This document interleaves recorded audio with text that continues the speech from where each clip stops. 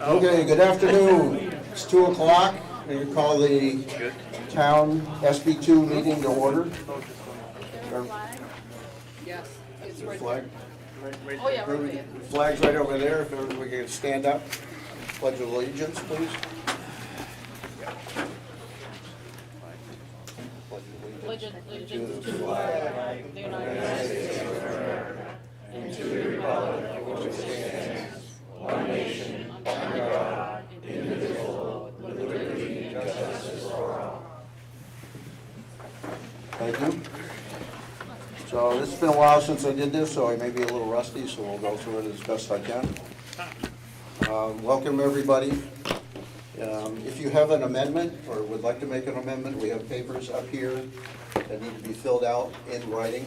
If you want to make an amendment, then we'll take a motion and a second from the floor, and then we'll deal with any amendment that may come up. When you come up and want to speak on any subject, you're going to come up to that microphone.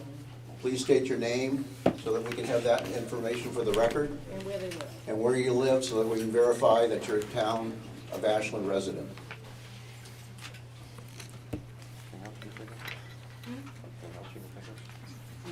Anything else you think? No, I don't think so. Okay, as we go through, I'll read the article, excuse me, and then I'll ask if anybody has any comments or questions from the audience. If I don't see any, then we'll just move on to the next article. If anybody has a question or comment, come on up to the microphone. Please don't yell from the audience. I don't know what that was. Please don't yell from the audience. Come up to the microphone. And as we have the conversation tonight and this afternoon, remember, direct your comments to myself, and then we'll direct them to the proper board for answering. I don't want to have any personal bickering back and forth. Come up, state your position, and then we'll go on from there. Okay?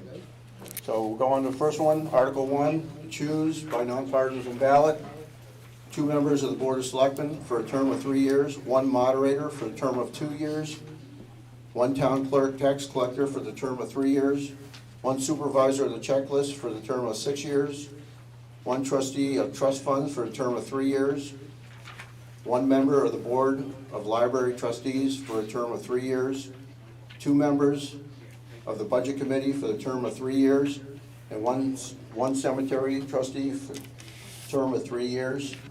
The list I have running for these positions: Board of Selectmen, Andrew Fitch, Megan Simono, sorry if I butchered that, Jean Angel, moderator, no one, town clerk, tax collector, Rebecca Hartley, supervisors, Bev Ober, trustee, trust funds, Lisa Rollins, library trustee, Martine Badger, budget committee, Kendall B. Hughes, Michelle Woloff, cemetery trustee, Michelle Woloff. That's the candidates. Any comments or questions on that? Seeing none, that will go as on the ballot. Article 2, zoning ordinance. Are you in favor of adding this statement to Article 8, miscellaneous provisions of the Ashland zoning ordinance?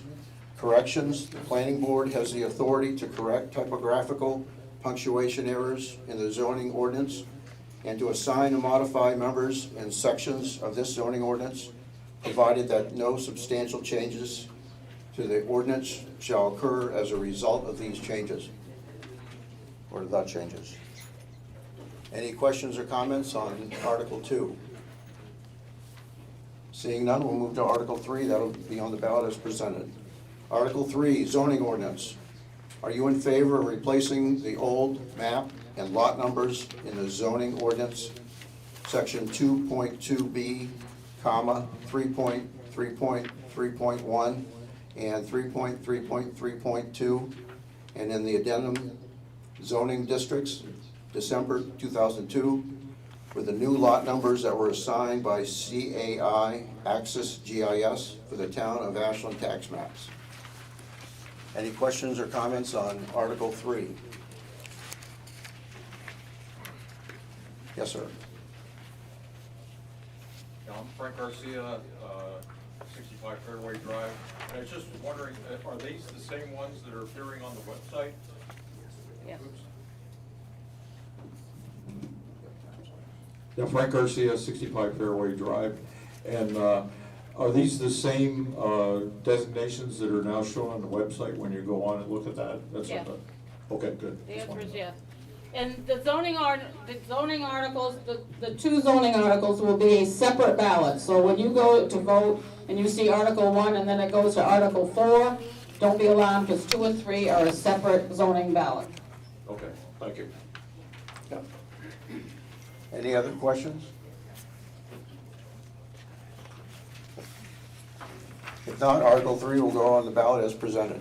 Article 4, building regulations. Are you in favor of amending Article 2 of the Ashland Building Regulations, duties of the building inspector, to include the additional duties of issuing certificates of occupancy and retaining and making available to the public all documents as required by state law? Any questions on Article 4? Seeing none, that will go on the ballot as presented. Article 5, building regulations. Are you in favor of amending Article 3.1 of the Ashland Building Regulations to require a building permit for any new or structural alterations to buildings over 200 square feet instead of requiring them for projects over $800? Questions or comments on Article 5?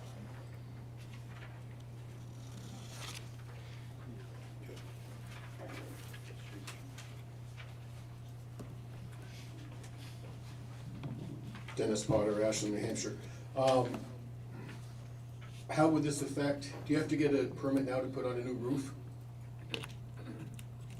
I believe yes. Where can I get a roof for under $800? It wouldn't be necessarily just a roof. I would believe it would be any kind of repair.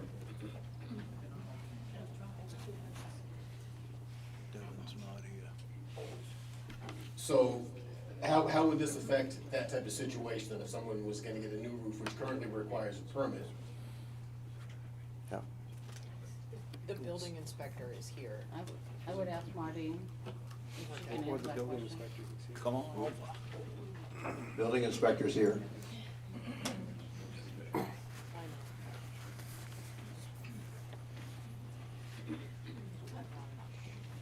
Devin Tebow, 49 Thompson Street. I am Ashland's building inspector.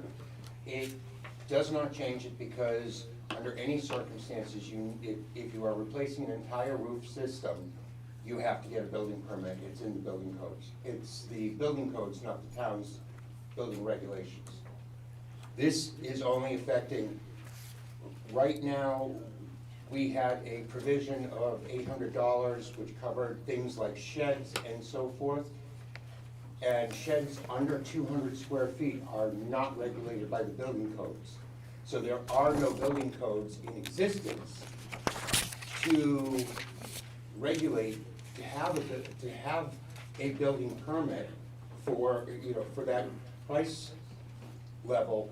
So what I proposed with this amendment is to bring it in relation to use the same terminology that's used in the state adopted building codes.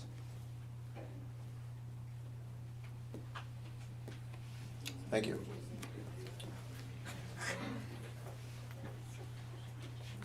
Yeah, Frank Garcia, 65 Fairway Drive again.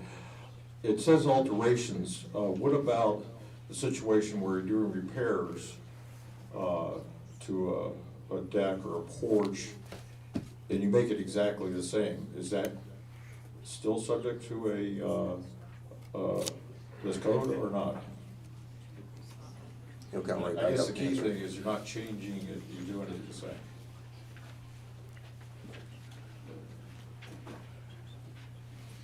It would depend on what the repairs you're making.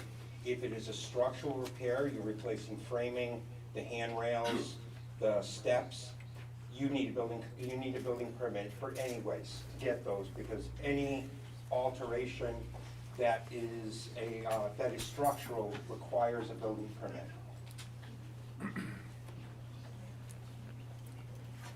Any other questions? Seeing none, that will go on the ballot as presented. Article 6, Building Regulations. Are you in favor of amending Article 3.5 of the Ashland Building Regulations to require permits for all mechanical work as required by the current state building code? Any questions on Article 6? Yeah. Jones on the River Street, what do you mean mechanical work?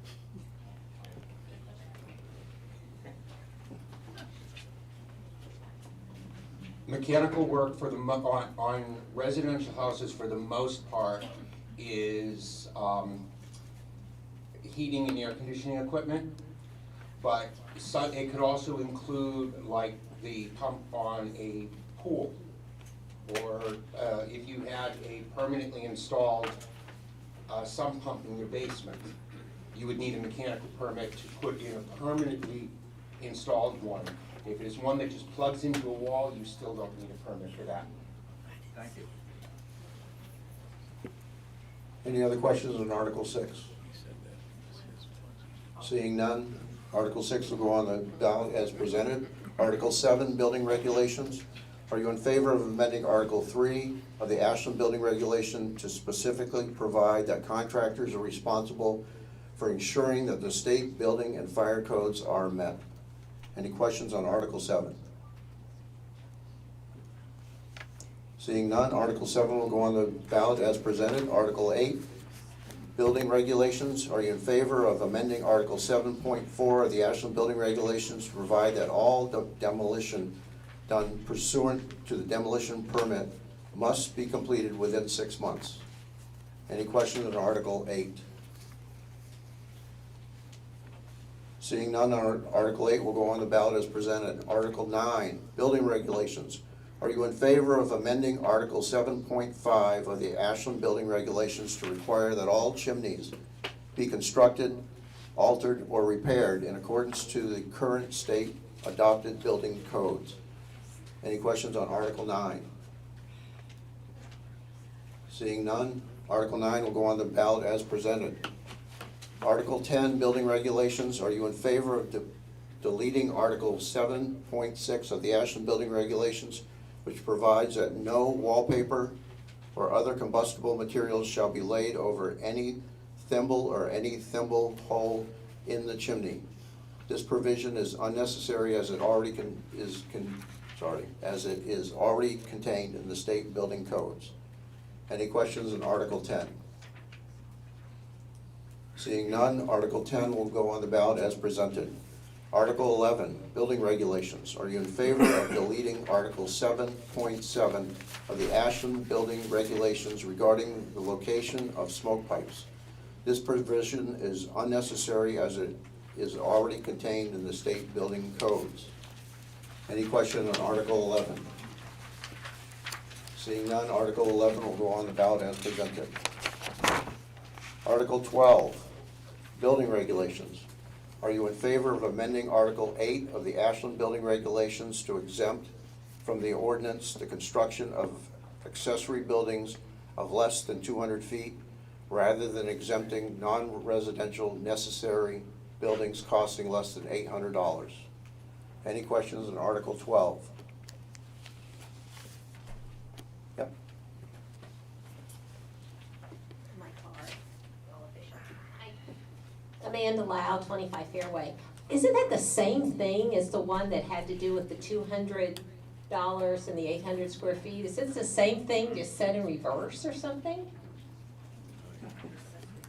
Oh, but now it's an accessory building and not your home that you. Exactly. I got it, okay. Because I'm like, wait a minute, I heard that. Okay, never mind. Thank you. Any other questions on Article 12? Seeing none, Article 12 will go on the ballot as presented. Article 13, Building Regulations. Are you in favor of amending Article 9 of the Ashland Building Regulations to clarify that all appeals must be based on a claim that the true intent of the code or the rules adopted thereunder have been incorrectly interpreted? The provisions of the code do not fully apply, or an equally good or better form of construction is proposed. Any questions on Article 13? Seeing none, Article 13 will go on the ballot as presented. Article 14, issuance of $6.2 million bond for Thompson Street, High Street, Smith Hill Road, and Winona Road. No tax impact. To see if the town will vote to raise and appropriate the sum of $6.2 million for the purpose of conducting infrastructure improvements on Thompson Street, High Street, Smith Hill Road, and Winona Road that will qualify the town for federal and state funds, such sums to be raised by the issuance of serial bonds and notes not to exceed $6.2 million under and in compliance with the provisions of the Municipal Financial Act, NHRSA 33:1, as amended, and to authorize the town officials to issue and negotiate such bonds or notes and determine the rate of interest thereon, and to take action as may be necessary to effect the issuance, negotiation, sale, and delivery of such bonds or notes as shall be the best interest of the town.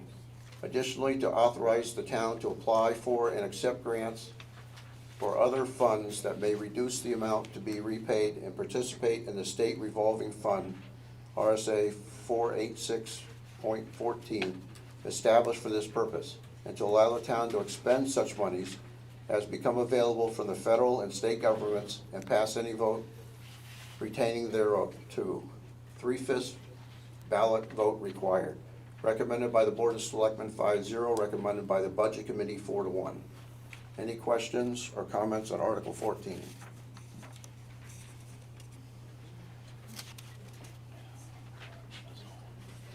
Hi, me again.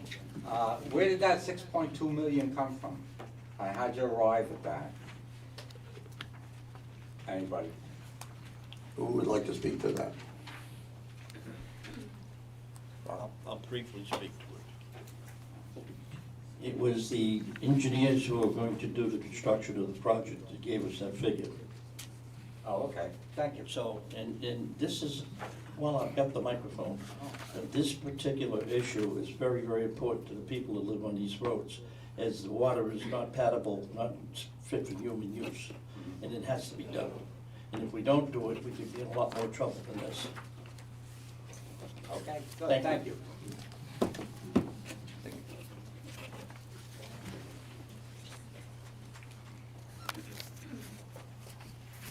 John Coolidge, Bix Hill Road. If we don't raise the $6.2 million, where is the rest of the funds coming from?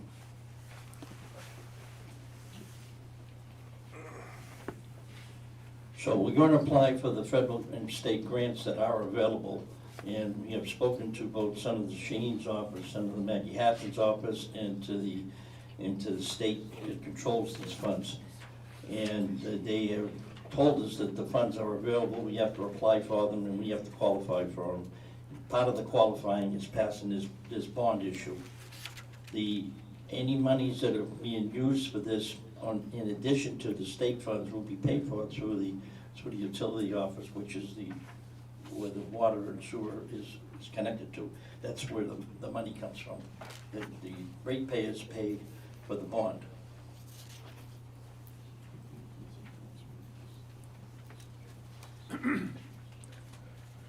Any other questions on Article 14?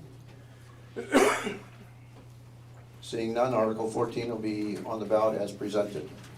Article 15, Waste Energy Facility, no tax impact revenue bond. Shall the town of Ashland vote to raise and appropriate the sum of $135 million for the purpose of designing, permitting, and constructing a 12-megawatt town-owned waste-to-energy facility on town-owned property on a site approved by the state of New Hampshire adjacent to the town's wastewater treatment facilities, with said sum to be raised by borrowing in accordance with RSA 33:6-B, with said bonds to be conditioned on the first payments to be made following the operation of the waste-to-energy facility. $135 million of such sum to be raised by the issuance of bonds or notes for a period not to exceed 30 years under and accordance with the Municipal Finance Act, RSA 33, and to authorize the Board of Selectmen and the town treasurer to issue, negotiate, sell, deliver such bonds or notes, and to determine the rate of interest thereon and the maturity and other terms thereof in accordance with the Municipal Finance Act, RSA 33, and to authorize the Board of Selectmen to apply for, contract for, obtain, and expend any federal, state, or other available aid or funds towards a project in accordance with the terms and conditions under which they are received, and to comply with all laws applicable to said project, and to borrow in anticipation of the receipt of such funds and on the issuance of such bonds or notes as provided by the Municipal Finance Act, RSA 33, and to authorize the Board of Selectmen to implement such cost-effective solutions as are presented in the future as they deem to be the best interests of the town that may result in a lesser amount of expenditure than is authorized by the warrant article, and once said facility is constructed and operating, it shall be part of the town's municipal lighting plant to be authorized to sell surplus electrical energy beyond the needs of the municipal lighting plant, to provide electrical service to the town residents and businesses it has produced in accordance with the state and federal laws, with the proceeds of such sales to be utilized for the repayment of any debt, bonds, or notes issued on behalf of the waste-to-energy plant for the maintenance and upkeep of the facility, with additional funds to be placed in a depreciation account to provide for future costs, expenses, and maintenance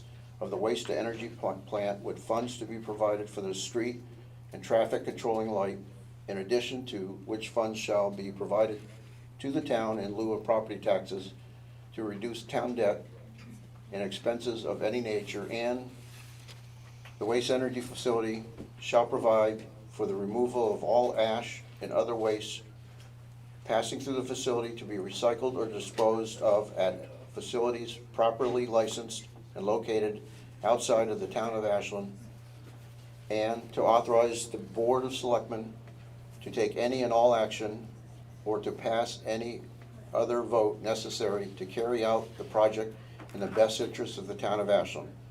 3/5 ballot vote required, recommended by the Board of Selectmen 4-1, recommended by the Budget Committee 4-1. I'm sure there may be a question or two on this one. Is there anybody who'd like to speak on this? Not a town resident, so I need to ask permission. Right. So, gonna get your name first? Sorry, Jeremy Smith, Waldron Engineering and Construction Consultant with the town. Thank you. Is the body okay with him speaking on this matter to us? Take a vote. Yes. I make a motion that we've had a lot of discussion and presentations by Waldron, and that we not accept them as speakers. Frank Garcia, 65 Fairway Drive. We've had a lot of discussion over the last 2 months, and I make a motion that we not have a presentation. This is a town meeting, and that we vote on ourselves, that we not accept Waldron speaking. There's been a motion not to accept him speaking. Is there a second? Second. Name? Name. James Joyce, Fairway Drive. Thank you. What was his name? James Joyce.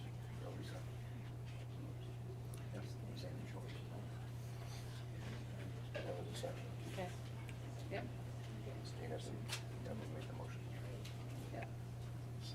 We have a motion on the floor not to allow him to speak. Is there any discussion on this? Is there gonna be any discussion? Dennis?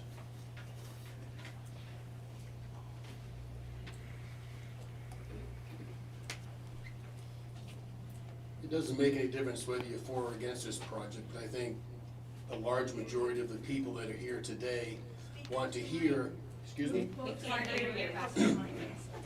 I'm sorry. I don't think it makes any difference whether you're for or against this project. I think it's very important for the majority of the people that showed up here today to hear the information that we need to come to the decision that you want to make, whether it's for or against. And who better than the people that are engineering and or possibly going to be doing this project. So I urge everybody to vote to allow this gentleman and or his company to give us some of the information that we're all looking for in regards to this project. Thank you. Thank you. You took the words right out of my mouth. I think that the folks in this room have a right to see and hear the information that's being presented, that the folks that here have worked very hard to put together, to present to the town as per the warrant article we had last year that was passed, that we asked the town if we could come up with a plan to come with a waste to energy plant. And now the information is before you, and we ask that you allow us to present it to the town and make your own decision. This is for the people to decide.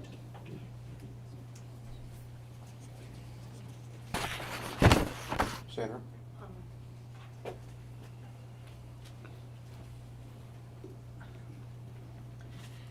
Do you have a packet of information that you can give us while you tell us about this engineering that you're going to be doing? It's not anything to do with the question.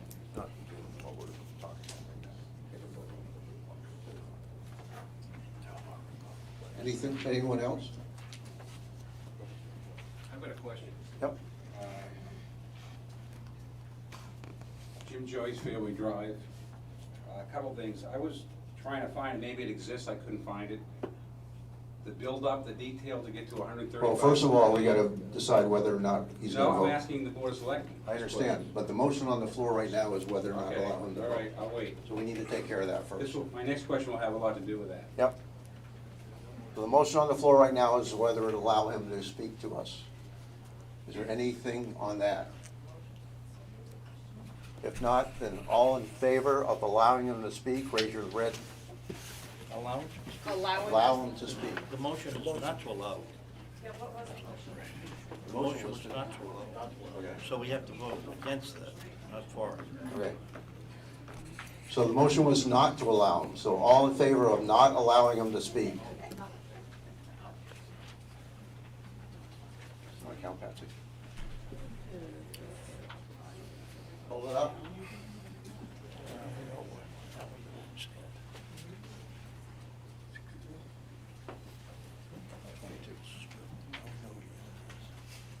All in favor of allowing him to speak? More than 22. Okay, more than 22. Motion is failed, you're allowed to speak. Okay, hold on. Yes, make a question now.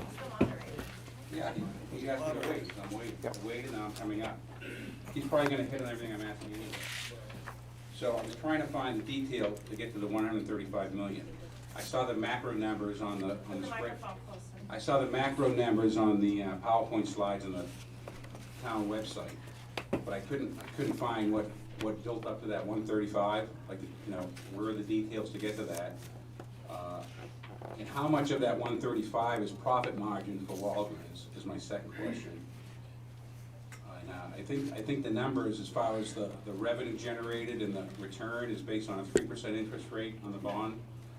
And has anyone run those numbers and shown them at a 6% rate or a more realistic rate that we may get? Maybe 3 is right, I don't think it is, but I'm no expert. My biggest question here is where's the detail, devil's in the detail, and how much profit margin is Waldron, that's a percentage figure to make on the 135 million? Okay, we're gonna let him speak, and probably during this process, he'll answer a few of those questions. Floor is yours. Okay, reverse. Just speak to the Sure. audience. Yep. Yeah, I appreciate this opportunity to come before you. Again, it's been said, my name is Jeremy Smith. I'm with Waldron Engineering and Construction. We are an Exeter, New Hampshire based company. With 35 engineers, designers, administrators, hardworking people who are right here in New Hampshire and who do energy projects for a living. So this is what we do. We don't build bridges, we don't build schools, we build energy solutions. And one of the energy solutions that have been very well received by the municipalities that we've worked with in town of New Hampshire is, the state of New Hampshire, is waste to energy. So having worked on the Nashua wastewater treatment facility and doing a waste to energy project there, is currently up running and saving the taxpayers their money. Having working right now with the town of Lebanon, working on a landfill gas to energy project out there. And we've been a consultant and worked with a number of the larger waste energy plants throughout New England through our career. So we're coming to you, you came to us, talked about this project, we were willing to come on board, come to you and present, work with you to try to come up with a way to implement this project. So this is our waste to energy facility. I'll direct your attention to the closest of the two smaller items right there. That's the overall plan, that is to install a facility of that nature, which is on the other side of 93. This would be a 12 megawatt facility, and 12 megawatts, that's enough energy to power about 24,000 homes. It's a 168,000 ton per year assembly, so that's able to process 168,000 tons of municipal solid waste on an annual basis. The project as envisioned would be done by Waldron, but would be owned, municipal utility owned by the town of Ashland. So the reason that you came to us is we're a little bit unique in the industry. We have no long-term interests here. I might like to be your continuing service engineer in the future, but I'm not at Nashua. I don't have any long-term interest there. They still call me occasionally and ask me some questions, and I'm happy to help them. But a year after this place is running and solid, we'll be gone. This will be your asset. It'll be the Ashland Power Station. Completely owned, operated. You make all the decisions here, your community, your elected officials. So we are just an EPC or a design build contractor. We'll come in, put it together for you, and then we go away. To answer the gentleman's question, yes, there's a reasonable profit. Microphone? Oh, sorry. Keeps sliding down there. Is that better? So everyone in the back, sorry. So yes, there's a reasonable profit to be made. That's not excessive. The people that work for our company, who run our company, they're not lawyers, they're not business people, they're engineers. They're engineers who worked at other firms, went on their own so that they could control their own destiny. So you're not gonna find slick business people and slick legal people and all that here. You're hiring a group that is based, they're engineers and contractors who build things for a living. We study projects, absolutely, but we always study them that we're gonna build them. We're not a paper engineering company. Some companies will do a feasibility study and hand it to you and they're gone. We'll stick with you. We're offering to implement this to you. It's a 5-year process, so as the gentleman points out, I've spoken many times, but I'm happy to speak again as many times as you'd like to offer me your 10, 15-minute attention, and I will present to you these things. For those who have missed all of those, I'll try to sum up municipal solid waste for you really, really quickly. Basically, municipal solid waste would come in, would be processed by the facility, would be turned into steam. That steam would turn a steam turbine. So now you're generating potential. That potential is electricity. That electricity would leave the facility and go out onto the larger grid. So behind me, the PowerPoint presentation. Now I'm going to switch. There we go. So you'll see you're currently spending $100,000 to deal with your current waste. That could go up as much as $300,000 with that's when landfill is closing. And you have some very large projects coming up. Again, Barry. This is a slide from your Waste Energy Committee regarding your what you're experiencing in your community. And we're going to go down very a few right there. So there's another a great picture of what this facility would look like, and then where it is. Next one. So you'll see right here, for those who are familiar, that's the 93 right there, and that's Cedar Lane way up in the corner. So we'll come down off of Route 3, right parallel with 93, curve back down, and basically end up building our facility right next to the sewage treatment ponds of your existing sewage treatment facility. So as I said, it's 168,000 tons per year, 90,000 tons for break even. There are 1.2 million tons per year generated in the state of New Hampshire, and that increases every year. There's 700,000 right around in our surrounding communities, and we can consider some out-of-state sources. Capitalized with $135 million in municipal revenue bonds, and as the gentleman questioned, where did that buildup come from? That's based on the work that we've done to date, meeting with vendors, meeting with contractors, based on our own historical information that is available to us. This is our engineer's opinion of probable cost. And we'll go on to talk a little bit about the emissions impact. Landfills generate significant amounts of methane. That's because they have loose methane that passes through the barriers. And methane turns out to be really bad for our environment in creating long-term health effects. So we'll be able to reduce that significantly. Our flue gases are going to be treated heavily using the best of the EPA and New Hampshire Department of Environmental Security emission standards. We're going to be monitoring those continuously, so we'll know if there's any problems. Excuse me. Can you put it in presentation mode, start the slideshow, so it covers the screen? Sure. And I'm curious what the other slides were that we went by at the very beginning, that we jumped past. Those were... Just go to slideshow at the very top. You see where it says slideshow?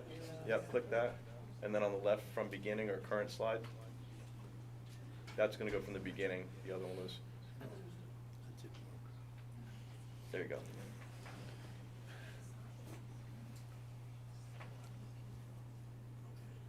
You can just arrow through this, or anything.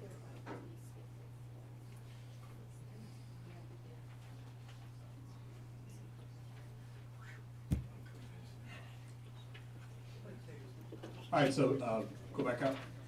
One. All right, just go here, that's fine. So how do we compare to a typical truck that might be going down 93?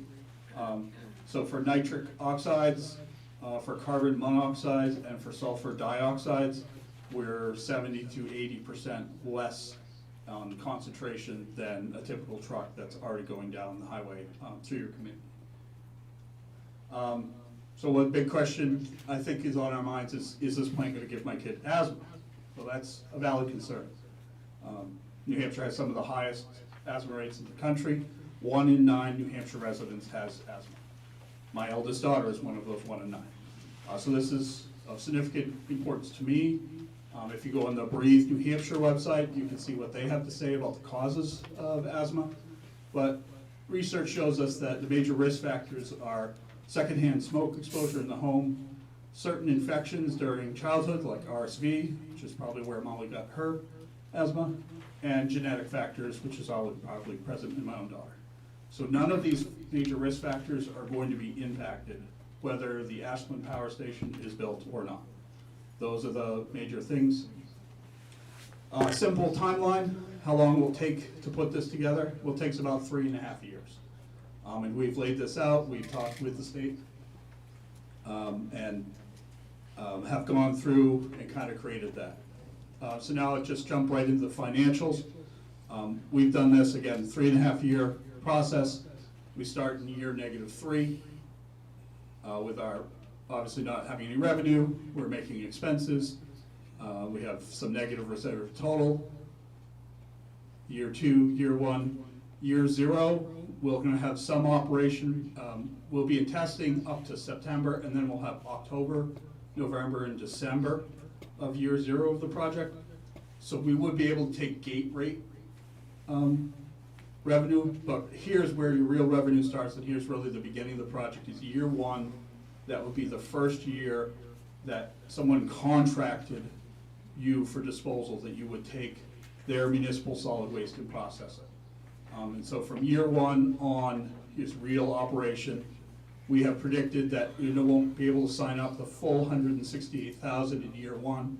So it's really year 3 As you see, that climbs precipitously because you're bringing on more and more towns are seeing the value in bringing their municipal solid waste to Ashland rather than paying for long trips for landfilling it or even out-of-state charges. In year 3, we've hit full operation. We then proceed through year 3, year 4. Advance, Barry. 8, 9, 10, 11. As you see, this whole time, we're taking in revenue, we're making expenses for our operational staff, for long-term service agreements. We are repaying the bond. We have a buildup of capital reserve.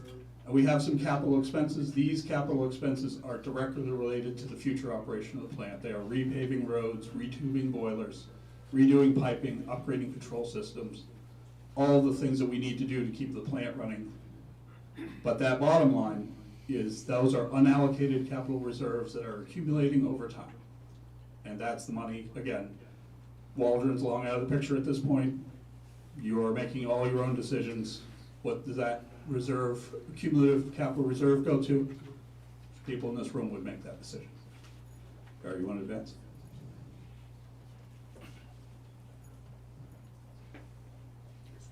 And then year 20, the plant has 25 to 30 years without significant rebuilding.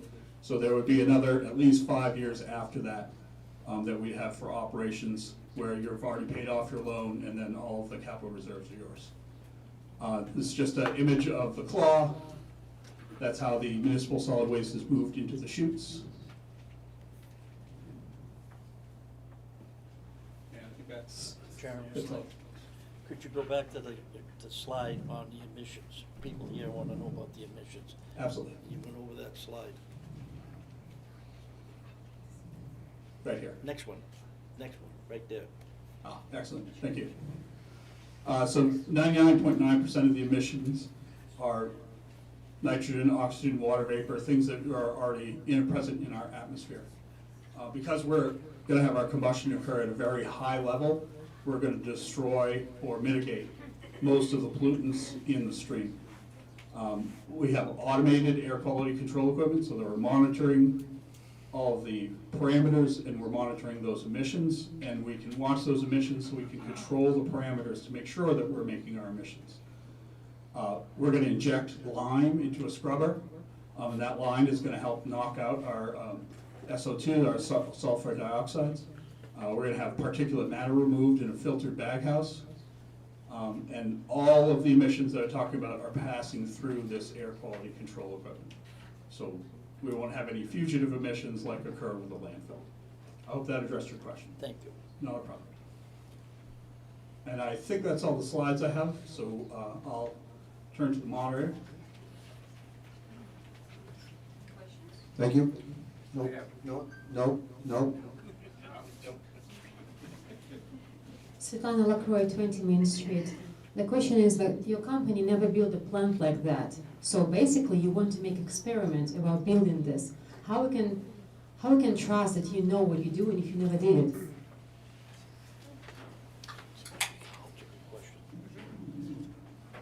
Thank you, that's an excellent question. So again, I've gone over that we have significant waste to energy experience, but it is true, and absolutely true to say that these plants are extremely rare and no one's built anything since about 2015. So everyone's going to be in the same boat as far as starting off. However, we have over 20 years experience of working for companies like Deliberative and Covanta at their facilities, upgrading, working with them. So we have the experience with those units. And also we brought onto the team international leading vendor who's done this, who did the last plants in 2015, which is Babcock & Wilcox.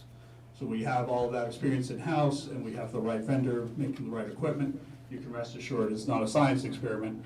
We're using different than Pennacook, but a lot of the very same equipment that's currently operating in Florida. That is just 6 of these units. These units, 500 tons each, that are there, and we have one 500 ton a day unit here. But thank you for your question. Yep. Do I have to introduce myself again, or? Yep. Not sure how it works. Jim Joyce, Fairway Drive. So thanks for the presentation. Two of my questions I didn't get answers to. One was the detail. You said the 135 is an estimate based on some type of base plant that was built probably several years ago. Is that correct? How do we get our hands on the detail? Because I want to see it. I think everyone would like to see it, hopefully. So I wonder if we could see that as a community. That would be great, because you have it, because you built it up, so it exists. Otherwise, it's just pie in the sky. Second question, you didn't tell me what the profit margin was for Walmart. Is that confidential, or can you share that with us?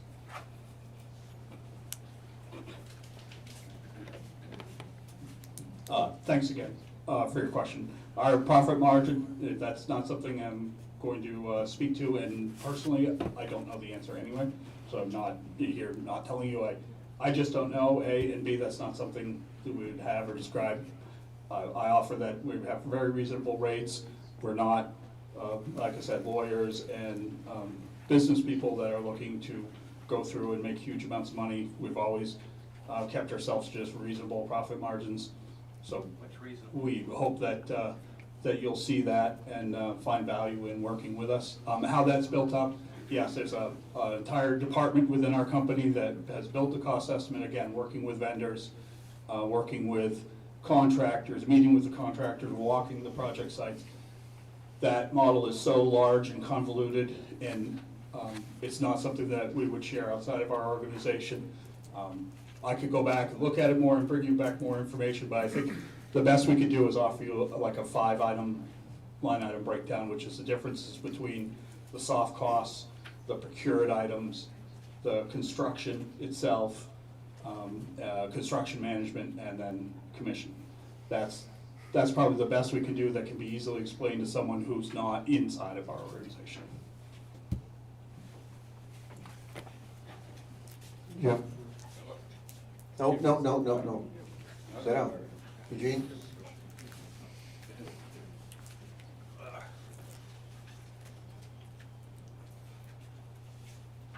Gene Bishop, 24 Circle Drive in Ashland. I don't mean to put anybody on the spot, but I'd be very interested to hear if I could hear from the one person on the Board of Selectmen and the Budget Committee voted against this. I would like to know why they did that. Would the board person want to answer that first? I voted against it because I don't have the information that I need. I'm looking for a feasibility study amongst other things.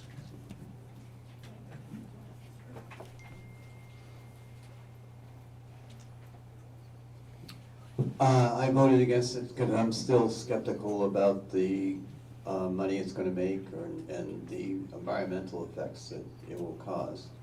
I don't really have those answers. Waste energy plants can lose money if there's enough competition, and that kind of worries me that the example is in Maine. There were two, in the Penobscot Valley region, there were 2 waste energy plants. First one built, these were both private corporations. That plant made a lot of money. And the second one was built, and there wasn't enough trash for both of them. They both went bankrupt. So it's not a done deal that this is going to be a success, an economic success. It depends on what other facilities are going to be built in the future in New Hampshire or Massachusetts that will offer the same services. And we're far away from where the trash is, I mean relatively far away. So if there are facilities built in Massachusetts or southern New Hampshire, we may lose the market, so to speak. But I'm not an expert, but I'm just generally skeptical.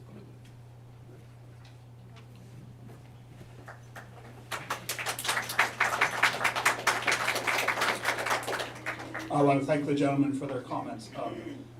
We would have obviously preferred to have a little more time to put together a larger feasibility study. But based on what we have, we are confident that those costs and the numbers we put in front of you are viable and correct. That's why you hired us. You looked through the industry and you found people who do this for a living. So all I can offer you is that we've done this in the same professional manner that we've done other studies for other both municipal and private development clients.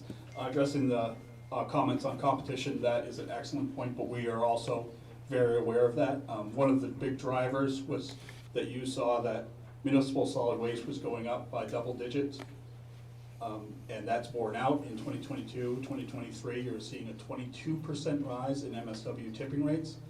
So you being in this position right now, getting a chance to make this vote puts you ahead of some community in Massachusetts that's just starting their process. But I agree with the gentleman's concern, and that's why we have modeled in at year 10. Remember, they have to start, they have to build, they have to do all these things. At year 10, we halved our annual increase of municipal solid waste tipping fees, because we assumed that by year 10, everyone else would have seen what you're seeing right now and made the decision, and more MSW competition will come in. So we've tried to address the gentleman's concern, and I hope we've done that successfully. But thank you for the question. Gentleman back. No? Yep.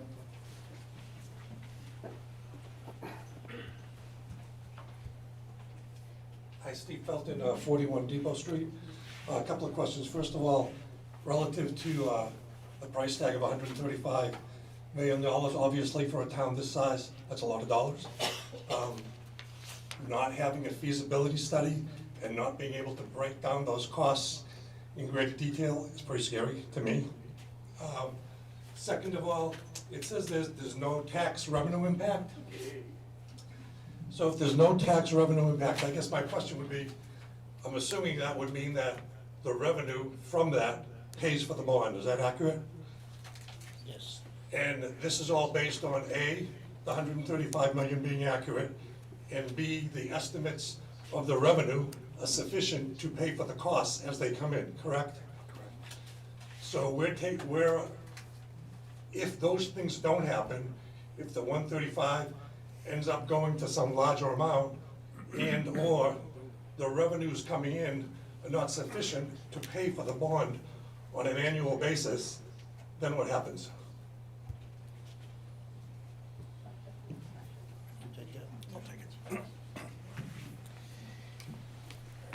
When we looked at this, the finances involved, we realized that, just like you, that there are no guarantees that this will be, over its life, that we'll meet the projected revenues. And while we believe that what you saw is very feasible and most likely, in the case it doesn't happen, this doesn't fall over to the town. We're going to get loans from bondholders. And if the plant defaults on those payments to the bondholders, they will legally be entitled to take control of the plant. The plant is a separate legal entity from the town. And any of you maybe have gotten involved in being part of a personal corporation or something, maybe you have a small business, and the reason you incorporate that business is so that if in the pursuit of your business, you wind up with a lawsuit or a liability and your company goes out of business, you are personally isolated from those legal ramifications. This is the same structure that we have looked at for this plan. So if it goes belly up, there's still no tax impact, which is it's a nice place to be, because the bondholders will determine whether they will accept the risk, and that's ultimately where the risk resides. It resides with the people who'll be lending us the money. Now, it is not for sure that we will get the money. So I think everyone here should understand that the Board of Selectmen can vote for this, there's a Waste Energy Committee and they can be for it, and all of the town can be for it, but ultimately the decision is going to be made by the people who are asking to lend us the money, because they will take the risk of this project. Now, hopefully, it'll be attractive enough, and we believe, waste isn't going away. I mean, we're not going to start producing less of it. It's there every day, and the bondholders will recognize that the chance of a default, if those numbers pan out and they go through the due diligence and accept the proposal, that this has a good likelihood of going through to fruition and being a benefit to the people who lend us the money and a benefit to the town, because we will attain a revenue source that is, in all the opportunities we have looked at, there is nothing with the potential that this provides the town of Ashland. I appreciate that. I'd like to add a little something to that as well. In addition to that, the Department of Environmental Services in New Hampshire and the federal EPA will not allow the plant to be built unless it passes all those tests and all that environmental scrutiny. So you have the bondholders and the federal government and the state government monitoring everything that's going to be done with this. We still have a mountain to climb. What this vote does is gives us an opportunity as the Board of Selectmen and the town to move forward on the project. Doesn't mean it's guaranteed, as the gentleman said. So are you saying like if the revenues were not sufficient and or the expenses were higher than anticipated, so we couldn't, and the bond couldn't be paid, I understand you're saying there's no tax impact on the town. So what would be the impact if that went belly up relative to the town? I'm going to make a comparison to a home mortgage, so everybody can relate to it. If you don't pay your home mortgage, you lose your job, and now you don't have the money to pay for your home mortgage. The bank takes it over. This is the same thing. If you do not make the quota, you do not make the money, can't pay the bondholders will not own the plant. The town will not be held liable of it.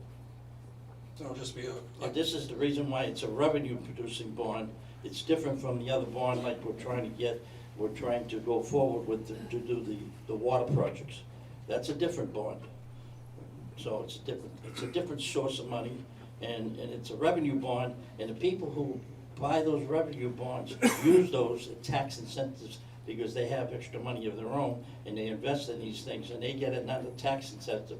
So you get a lower rate on the bond rating, and they end up getting an additional percentage on their own taxes. So they save money that way. So this is, it's complicated, and believe me, this has been going through all these people for a year, and we've gone through all of these things, and we are doing everything we can to protect the town. Thank you.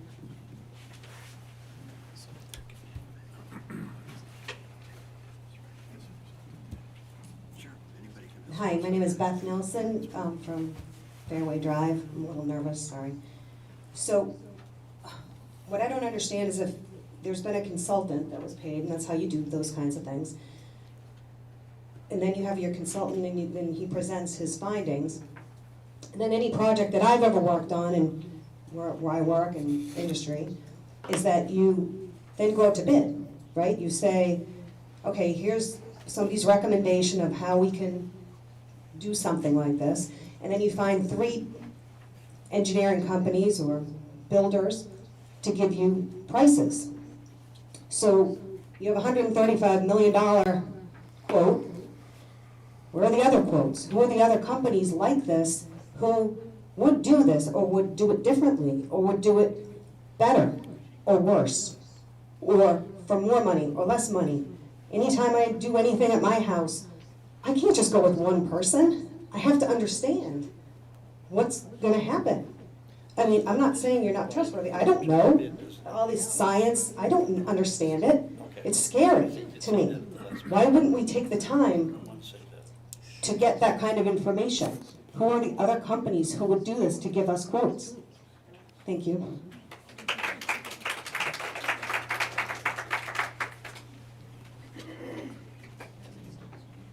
Thank you for your question. That was an excellent question. So as far as competitive bidding, yes, Waldron would do competitive bidding as your partner in the project. So when we say we're going to contractors, we are just going to a single contractor right now in order to assemble this pricing for you. When we went out with a fully designed project and went to the marketplace, we would be going out and getting multiple bids. Multiple people would look at the project and we'd be able to work with you. In addition, already modeled into the project is what's called a clerk of the works, which is a person who is not a Waldron person, who was hired by the town only to represent your interests during the project and to ensure that there's no price gouging and that anything that's done is fair, equitably priced, sourced. However, there are going to be certain things that will have to be considered to be a sole source, like there's only so many companies that build this actual combustion process. There's only so many companies that do the treatment. You might be able to get 2 bids on that, but probably you'd have one really good bid, and maybe part of it could be, their emission system could be bid separately against someone else. So there are concerns like that, but to the greatest extent possible. But that wasn't my question. I'm sorry. If you were a consultant, John, Sure. If you're the consultant, then we're believing everything that you're saying. I'm biased, but you're biased because you're presenting your best forward. Who are the other 2 consultants who would then go and sole source and get other vendors so that we get a whole different analysis of what's happening? Who are those other companies? Who are the other engineering companies? I work every day, drive by a Covanta place. I don't know, I heard that a lot of people here haven't seen what one of these looks like. I drive by every day. You don't need a GPS to find it in Haverhill, Mass.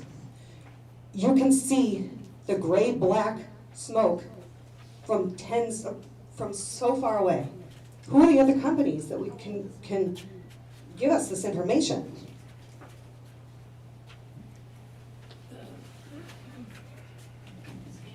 Thanks again for your question. So as we were laying out earlier, Waldron is a unique position in that we don't seek the long-term. A company like Deliberative, a company like Covanta would be happy to come in, take over the project, build it, own it, and pay a lease fee to you.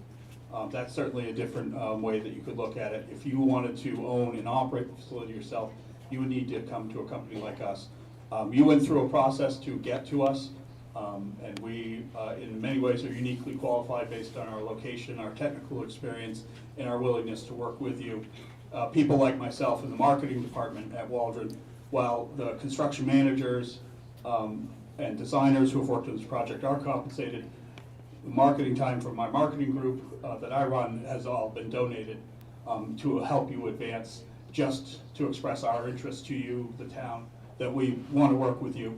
So you've received the value that you paid for from those departments, but my department, the people that work for me, the people who came with me today, and all the things we've put together, we've donated that to you just because you found us and we want to work with you.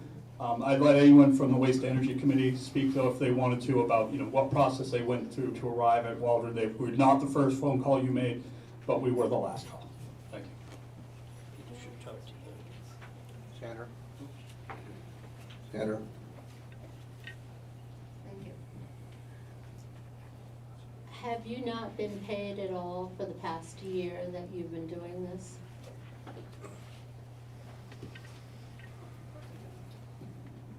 Excellent, thank you for that question. Again, as I was saying, the marketing department inside Waldron is donating our time to this effort. There is a construction management group and a design group. So like the people that made that poster, that did the rendering in those graphics, they are compensated. But my team that works at purely on marketing, that have been to numerous meetings, numerous public presentations, and all of the expenses to put us here and things, that time has been donated by our CEO and our president, who jointly decided this was a really good project, and they've given me carte blanche to do whatever I need to do to work with you to bring us to today. So you've gotten the value you paid for the people you paid for, and then we've put a significant amount of effort in on top of that You're to talking helping about us. pay. My question was, has anyone been paid? Has Ashland paid anyone as of today? Has anyone been paid as of today? Yes. Anyone? Yes. From Ashland? From Ashland? Yes. No, ma'am. By the town of Yes, Ashland? there has been payments from the town of Ashland to Waldron, the company. May I ask how much? I'll let the select board speak to the contract.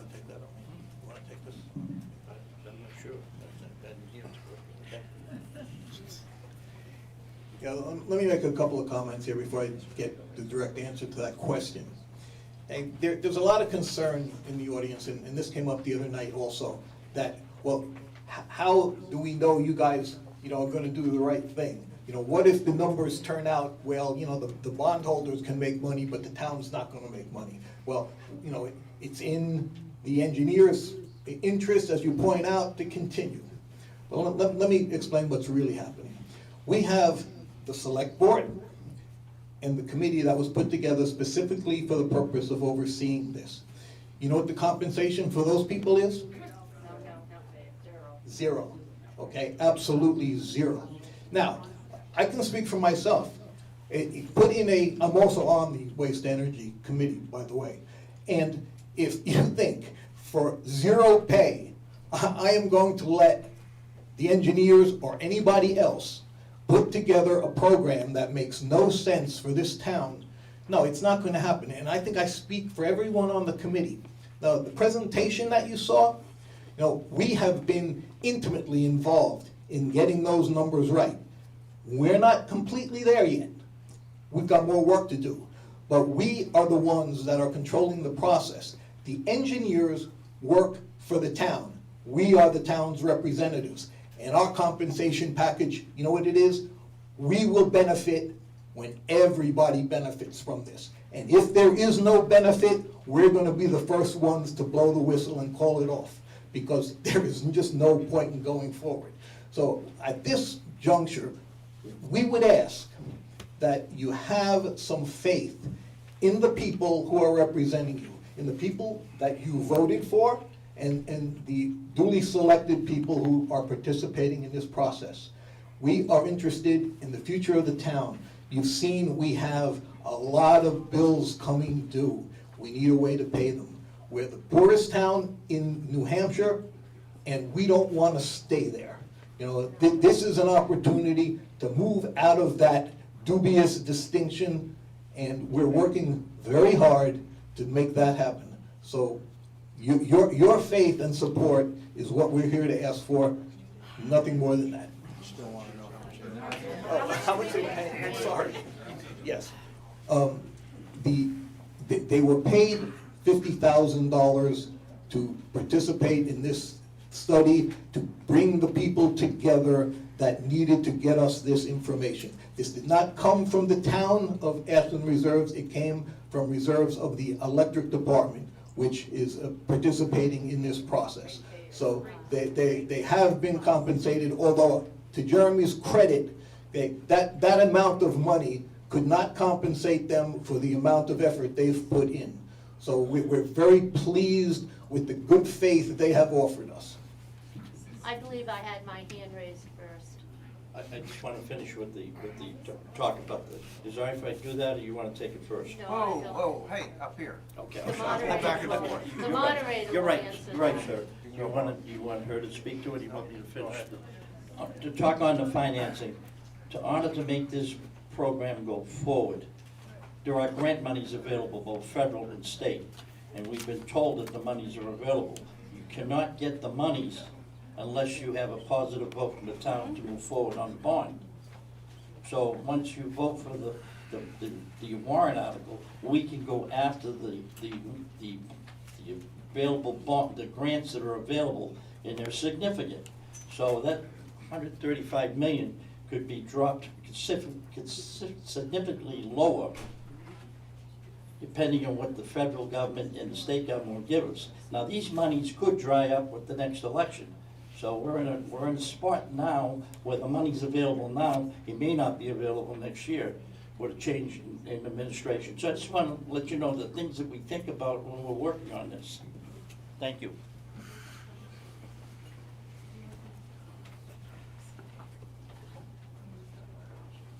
I'd like to address this to the gentleman that was speaking earlier.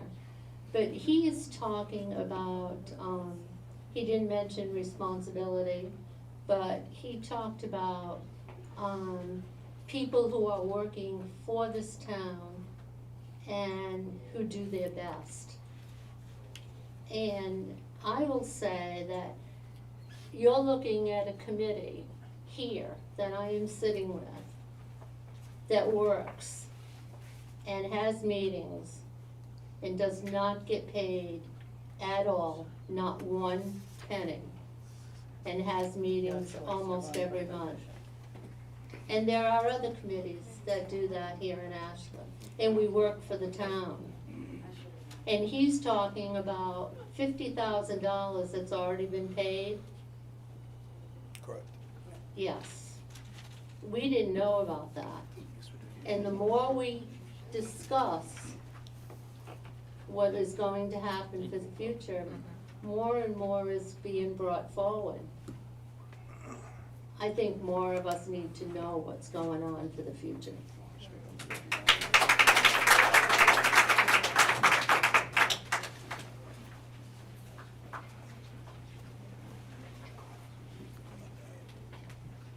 Amanda?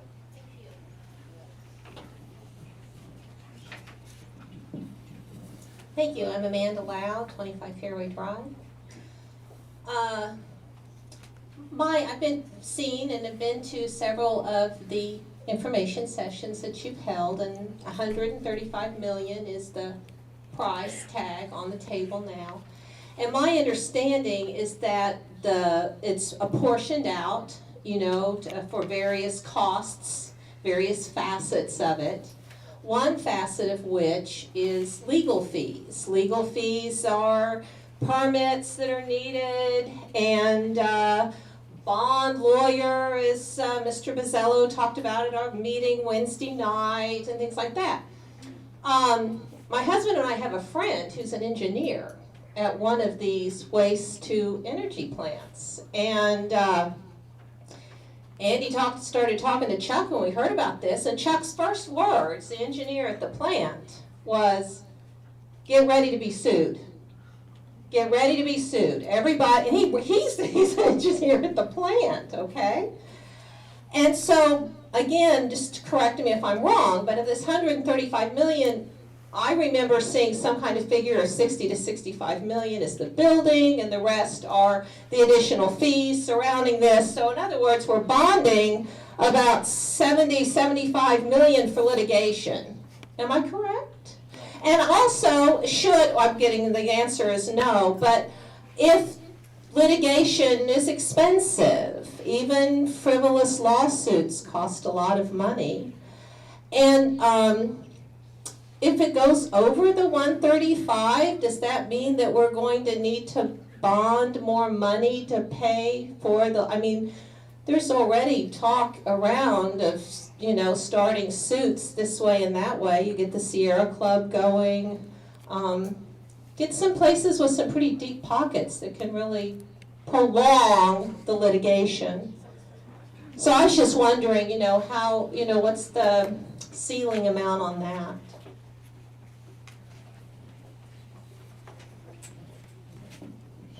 Thank you very much for your question. It's a good one. We should anticipate, and of course we have anticipated, there will be legal expenses associated with this. So we have those legal expenses for a lawyer. How many lawsuits come? How many of those are frivolous that don't take time to process? How many of them come from the pocket intervener? I can't tell you that, and I honestly can't promise it. There'll be someone in the room right now who's writing things down and planning to file one of those suits. We've been involved in a lot of large projects.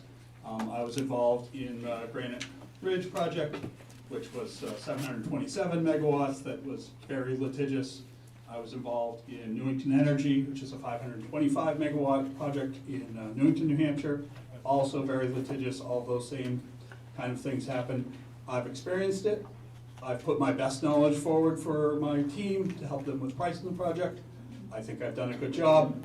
I have 24 years of consulting engineering experience and 6 years of power plant operations experience to offer you to say, I think I've got it right. If I'm not, obviously you vote against me. I hope you'll vote with me though and vote with the voice of experience. You hired us, sought us out, and we've given you the best work product we can. But she has the amount. How much of that was all the litigation? What were the litigation amounts that you were involved in? How many millions of dollars was the litigation amounts? You listed all these different places. Amanda, that you you were- already answered, he doesn't know. He doesn't know. Okay, thank you.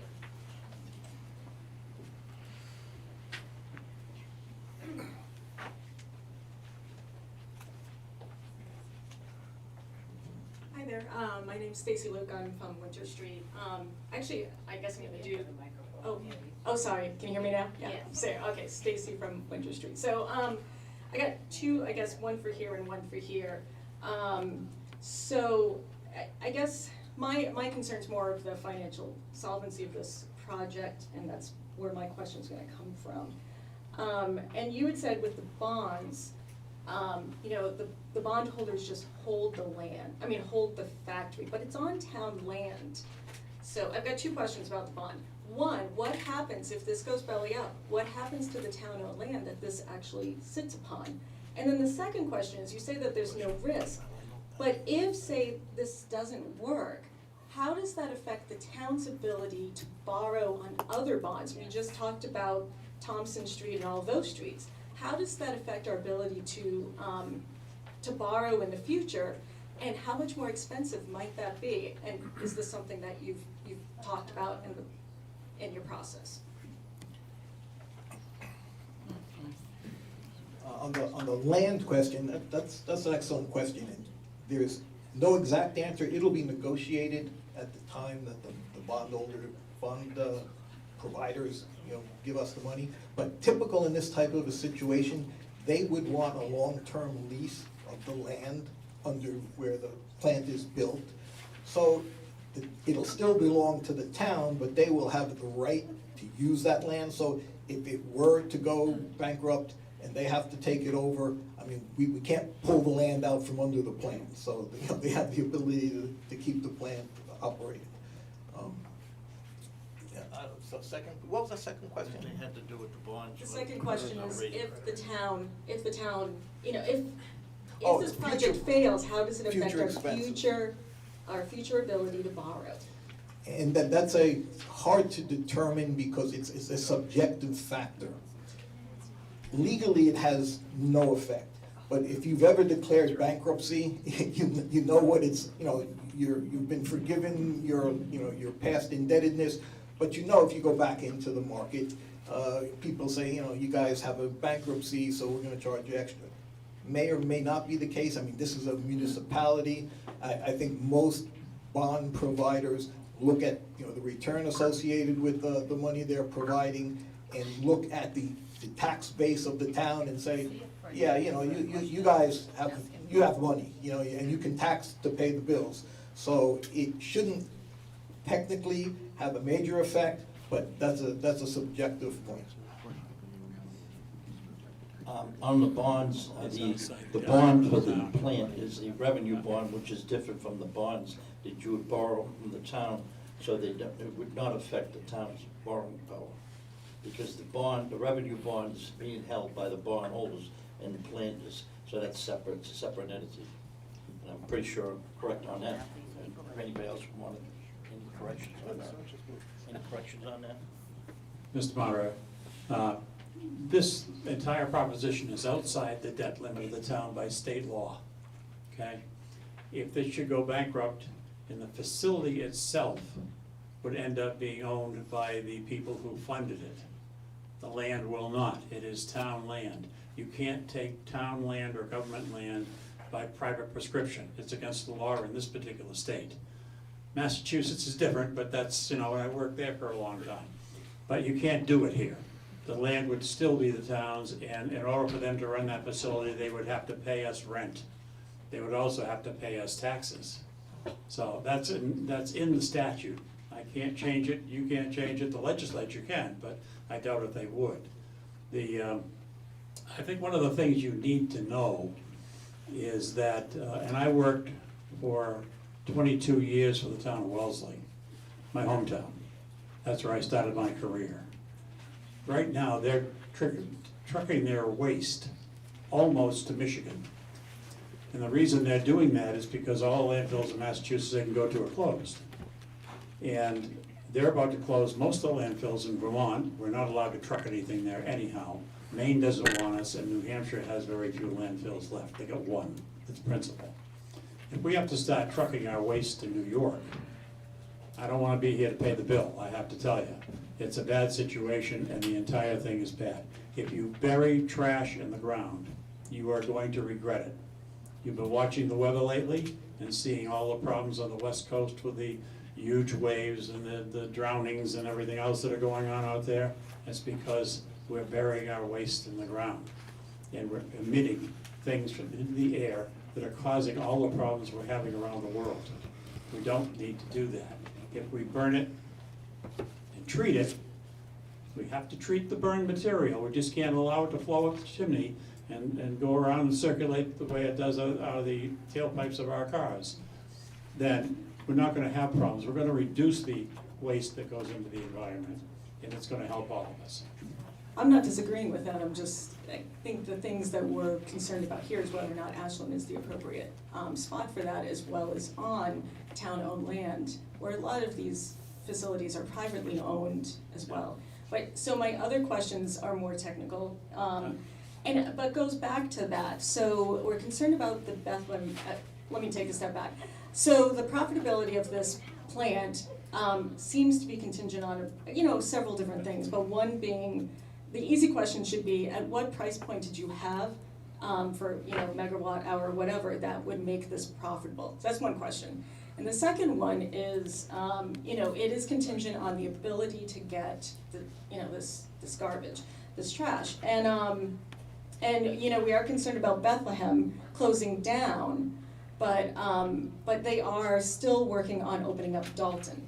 And so and according to one of the slides or whatever that I saw, this plant, in order to run at full capacity, which is also, I think, part of your model for profitability, that it works best, it's most efficient when it has enough trash, to burn. And I think somewhere it said that we're looking at 17% of the trash that New Hampshire produces itself. So say you do have that competition, Dalton opens up, or another place opens up a landfill, and I agree that it's not a good solution. I don't disagree with that. But if we're not able to get that full, 17% of New Hampshire's trash here, and it runs, under capacity, I guess where do you start losing money on this? And let me just see. So, what price point were you using to sell the electricity to the grid? And at what point, say, tons of trash for, whatever, do you start losing money as well? And I just also want to bring up that, Wheelabrator had a facility in Claremont that shut down like 15 years ago or whatever. And part of the reason was because they weren't able to get enough trash. They lost that price point, and energy prices fluctuate so much. So how concerned should we be that we're not able to meet the capacity of this plant, where we're not able to produce enough energy to make it profitable? And then the third, the question related to what if we go belly up? Claremont has really struggled with trying to find a buyer, or someone who can use the facility. And so if all goes poorly and they're not able to find someone who would take this over, what could this become? Like, what do you retool this as? Because you can't retool it as a school, you can't retool it as something like that. So what's the possibility in the future of what this plant can become? And those are all my questions. Thank you for that series of questions. So I'll start with the last one first, because that's what's freshest in your mind. What could we do with this facility? Well, obviously, if you weren't able to maintain it or decided to sell it in the future, or whatever future decisions you make in regards to it, Covanta, Wheelabrator, those companies are the logical choices. But if there's not sufficient waste for whatever reason, or technological advances occur, this is still a 12 megawatt power plant. And there's a boiler and it makes steam. And we can always make steam with a variety of sources. So we can heat up the water using other means, make the steam, and this would still have value to you. Is it as much? What kind of retrofit? What year are you talking? Those are all variables. I say a 12 megawatt power generation facility has value in and of itself, without regards to what is the source of which is making the steam for that facility. Your other questions about what might happen to any kind of deal that you have in the future with those people. Again, that's up to those terms that are negotiated at the time that the bond is closed in. And I hope I've addressed all of your questions. And what value, so what megawatt, like what price point did you have in order to make this profitable? Excellent, thank you. So I think I'll address it from the perspective of the waste. So as we look at 168,000 is our goal. It is not our full consumption, production, processing capability. It's the goal at which we would consider ourselves at 100%. And we need roughly half of that in order to quote unquote break even. So at that point you're covering your bills, but you're not generating excess capital reserves.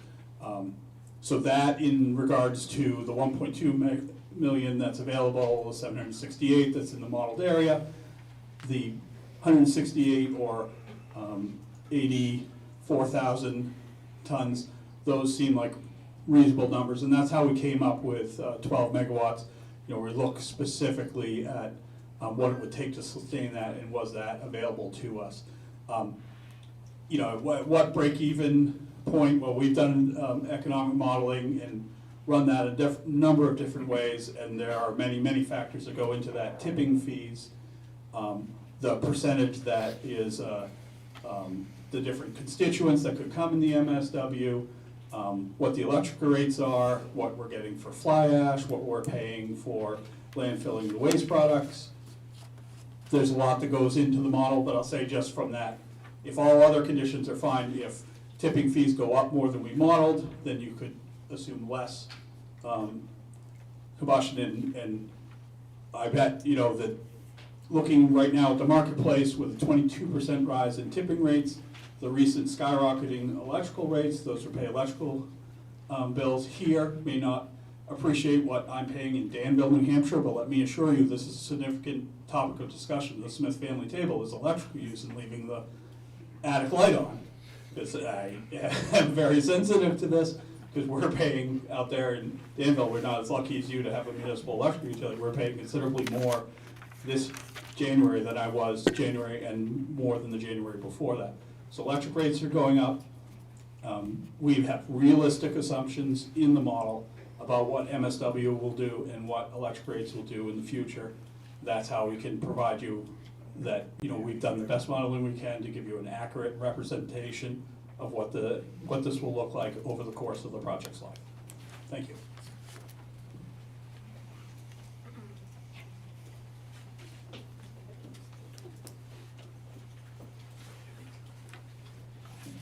Hi, Elizabeth Wolf, Owlbrook Road. Can you hear me? Yes. Okay. So on one of the slides which they put up at the beginning, it said 90,000 tons for break-even operation. How many thousand tons does Ashland produce a year in trash? Craig, can you answer that? Craig will answer that, because he takes control of that. He handles it all. He handles it all. He's our trash master. Let me get my calculator out.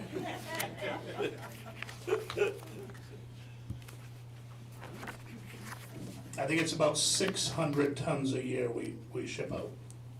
Don't quote me, but it's around that. Hang on. Okay, so the difference between the 600 tons and the 90,000 that's needed to just break even, assuming that all the models are right, and I know people have raised what I think to be very valid points about the models and the costs. My question is, what energy and exhaust and environmental pollutants does it take to get that delta, which is huge, to Ashland to burn And someone made the point on Wednesday, all those trucks then have to leave also. And I know there was a page put up on the following slide or two, which shows the comparison, we touched on it briefly, the comparison of the exhaust and the composition of the exhausts. But there was no like metric given or like comparison. So like for example, the nitrous oxide, 70 milligrams per cubic meter versus 350, but like over what time is that a truck driving past the highway? So my question is just, you know, I understand trash is, I know trash is a big issue, but, and someone also raised it as well, my concern is that the amount of wear and tear and environmental impact on the town just getting the trash here, because we're so small of a town, is going to ruin the town instead of create a better solution for the town. I know why it works for everyone else, I just don't know why it works for Ashland.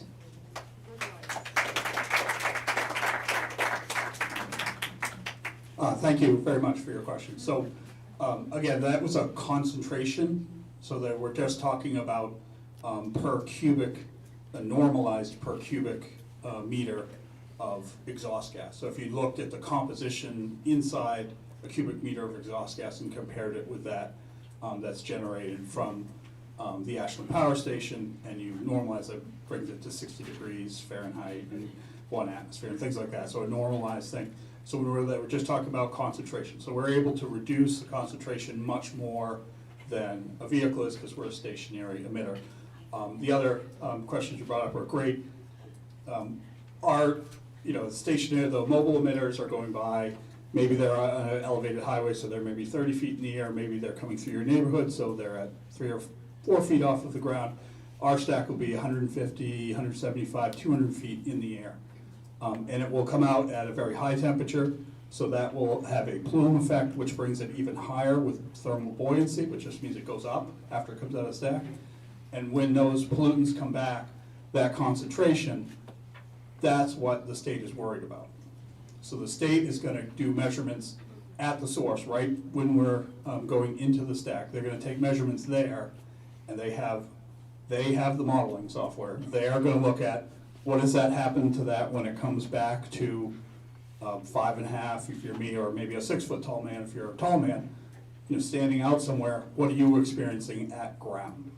So they do all of that analysis, and they're going to make sure that we're meeting those standards. The 600, 700 tons from the town of Ashland is part of our total, but obviously we're looking at a very wide community at providing an advantage on transportation costs of what other communities are experiencing. That's why we think that the MSW could be processed here more cost effectively for them than elsewhere. The 680 tons, I will point out, is processed by the Ashland Power Station. So you, the community who owns that power station, are granting yourselves the free processing of that. So those disposal costs go away, not your transport costs. You still have to move it to the facility. As well, the facility, which does not show in the revenue numbers, is you're offering to yourselves that you will pay for the energy value of the entire consumption of all of the kilowatt hours in the town. And your electrical supervisor can speak to that, but it's about 19 million kilowatt hours per year. All of that's produced by the facility for you, the energy value of that for $0. So those are two things. We're processing the MSW and not charging, and the energy value. Now, energy value, I keep using that word, and obviously, that's a key phrase for me. That's a fancy way of saying what it costs to make the electricity. Electricity doesn't move for free. There are transmission and distribution costs. Those we can't cover because those are charged to you by Eversource. But your electrical supervisor can speak to how much money that might save for you as a community when you're not paying for that energy value. So thank you for your question. Way over in the back. Way in the back. I got it. Okay, thank you. Okay. Frank Garcia from Fairway Drive. One thing we haven't put on the table is what comes out of one of these. when you talk to the EPA or the DES, which I did, this is a municipal waste combustor. It's waste energy, but it's a combustor. It puts out a lot of nasty things. And here, I'll read this from the website. Cadmium, lead, mercury, sulfur dioxide, hydrogen chloride, that's an acid. Dioxins, that's a good one. Now, I'm sure this estimate is going to deal with that, and we'll get a lot of it out of it, but there's gonna be some in there. And this is gonna be right in line with Main Street, and the prevailing winds go west. We haven't done an environmental impact study. I talked to the state, the only thing they know is that this thing is going on. They don't know any of the details, so all this is gonna happen. And we have a feasibility engineering here, $50,000. If you take 2 to 5% of this, 135 million, that's $4 to $6 million in engineering fees. This is a marketing group. They're gonna, they want this project. I would want it. It's huge. That's a lot of BMWs and Mercedes for these guys. So you're saying 135 million. How at this point accurate can that be? In my experience, they only go up. So what is the percentage of accuracy of this? And you know, I know you'll deal with these things, but we're talking about a budget of 135. It could go up a lot more at this point. There's still a lot of unknowns. This is going to be a large generator. There's new requirements. I was told Wednesday that the basis of this plant was Bristol, Connecticut. That plant was built in 1988. 1988, that's a long time ago. And we talked about the waste allocation here. That plant in Bristol, Connecticut had a consortium of 14 towns. They had a commitment in writing before they started this. So they were obligated to send their trash here. Why don't we do that? We keep talking about we're going to get all these towns to send something, but we don't have anything in writing. Why didn't we do that? Why this little old Ashland with 2,100 people going to borrow all this money? That's $62,000 for every man, woman in this town. And that's with the level of accuracy on a feasibility study. So I don't know where you are right now. That's my question.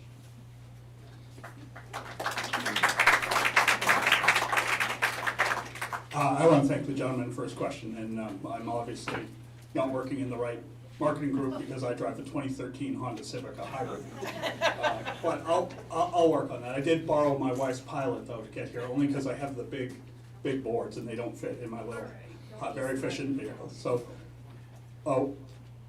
you know, I am in the marketing department. I am the leader of the marketing department. That's why you paid the construction management group to do the cost estimation. It's not my number. They asked me a lot of inputs for it, but ultimately they put together the analysis for you, and that was the, you know, what you're paying for, and that's what you pay for a rendering, and you pay for the design documents and things like that. And again, only what he needed to put together a number. That number is as accurate as he can do it with the amount you've paid, with the time he's had, and with the experience that he has and access to a lot of great contractors. His piping contractor, I've known for over 20 years. They're really good guys. He's worked with a civil contractor that's actually recommended to him as a good local company by your Waste Energy Committee. Working with Babcock Wilcox, which, if no one's familiar, that is the name in this industry and in many boiler industries, with hundreds of years of experience. So you're working with the very best. You're getting the very best numbers. I understand the gentleman's concerned. It is feasibility study estimate. And that's as accurate as it can be to this date without spending, as you said, you know, a considerable amount of the original budget to get to a 60% design package. I would love to be at a 60% design package and bring you back a cost based on that. Getting to that is a huge commitment. If you're not willing to make the commitment now, $235 million, you shouldn't spend any money on me engineering it. And so there's a question We have a plan, it's implementable, we have a budget. The thing is up to that. It does not include any grants that we would get, any tax credits that would be inverted and given basically as a grant to the town. We haven't factored any of that in because I can't guarantee it. The only thing we're taking advantage of is the one thing that's very clearly called out for facilities like this, and that is a production tax credit offered as a renewable, sustainable energy source. So we have taken advantage of that tax credit because that's a lock, but there are many grants. If the community gives your select board and the Waste Energy Committee the permission to go out and get the revenue, then once we show that commitment from the town, they can apply for those grants. That 135 could come down, but as the gentleman says, it's feasibility based. So the number is the number. That's all I have for you. But thank you for your question. What percentage? Whoa. This one.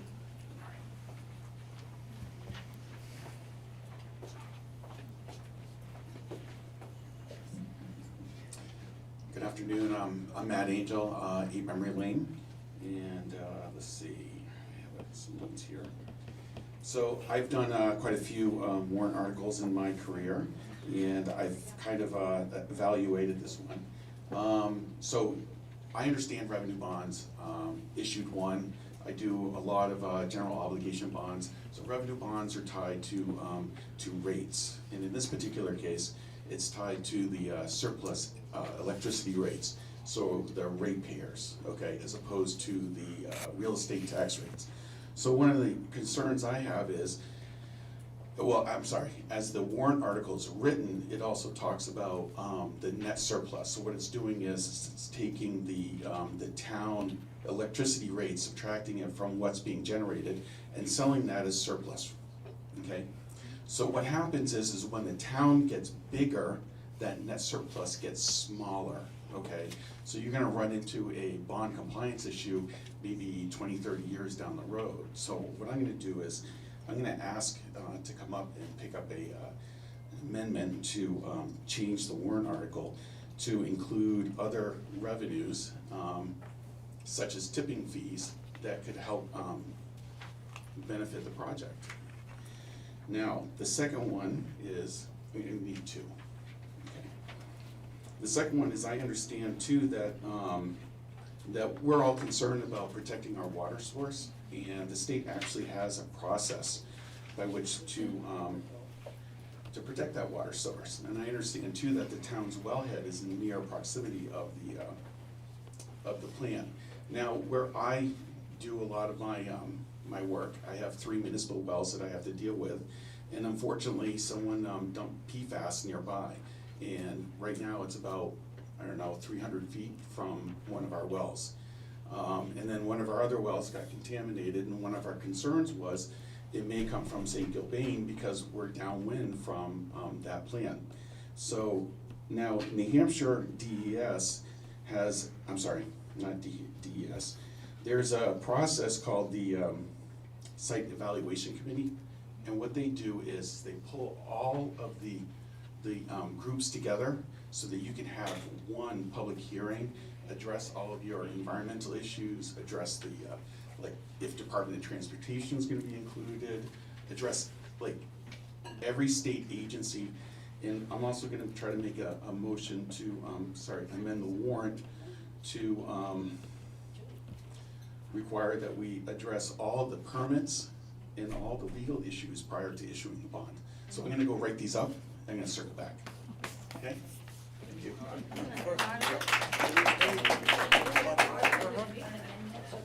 Yeah, sir, that first amendment is really not necessary because tipping fees as a source of revenue are a major portion of this model.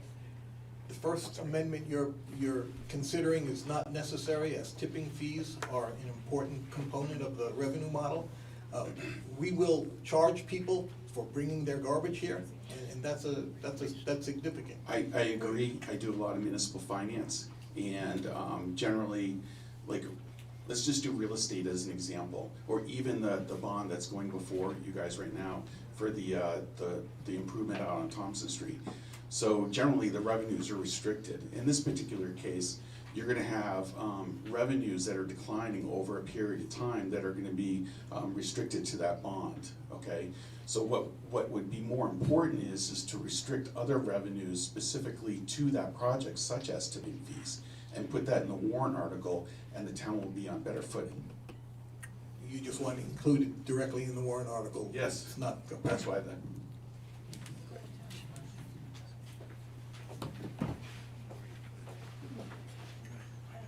Yep.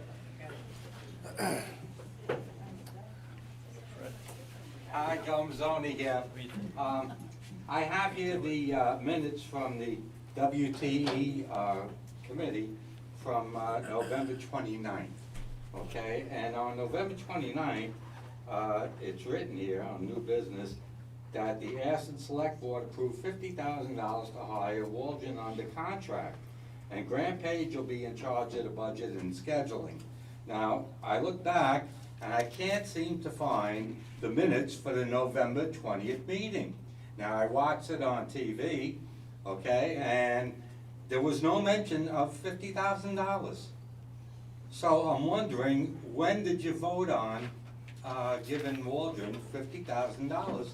It wasn't in the minutes are not available, okay, and it wasn't on television. So you must have done it in the non-public session. My question is, why would you do that in a non-public session? And then seal the minutes.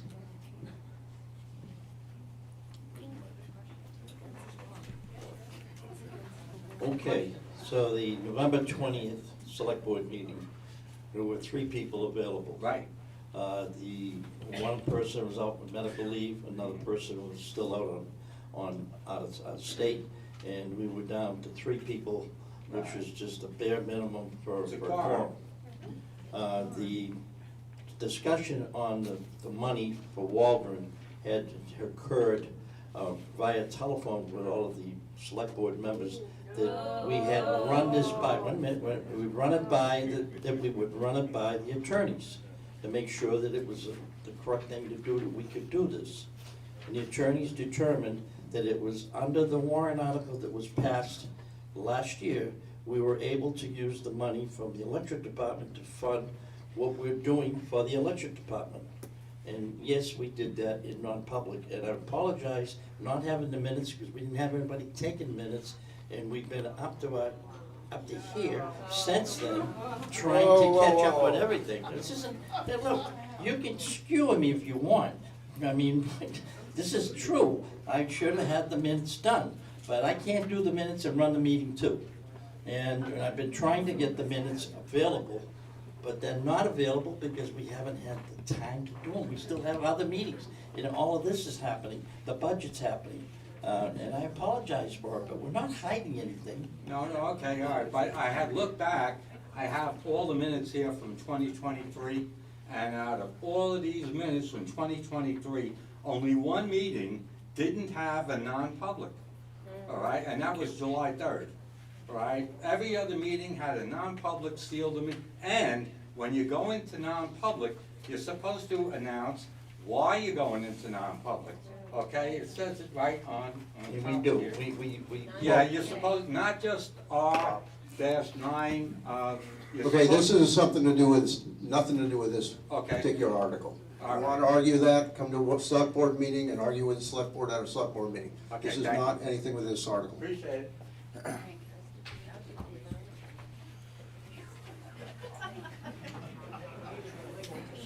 Thank you. I'd like to change the tone a little bit and basically thank the Waste and Energy Committee, who have done a tremendous job in the last 5 months or so that they've been active. I would also like to remind the selectmen that the ratepayers who paid out of that electric company are also taxpayers. My other question, and I've had some experience with feasibility studies and major projects over many millions of dollars, schools in particular, there's always a feasibility study to get the bonding and the rate so that an engineering company knows what we're doing. I don't believe Walden is gonna do this for nothing. They're gonna want a guarantee that they're gonna get paid. I assume. you would like to be paid for any energy you do. You can answer that. So, the feasibility study has got to come out of somewhere. It's not coming, the bonding company is going to want it as well, to know that they've got a viable project. I don't see where that money is. Thank you. Go ahead, Jim. So as we stated, we've received a contract, we've done the deliverables under that contract. You have this to go forward. You agree with you that there's more engineering to be done, there's environmental assessments to be done, there's a lot. The costs of that are all worked into and predicted in the model right now, so that's all part of the $135 million project. And to answer the gentleman's earlier question regarding the Site Evaluation Commission, yes, we have been in touch with the NHSEC. The town manager, administrator gave us direction that we should go that method.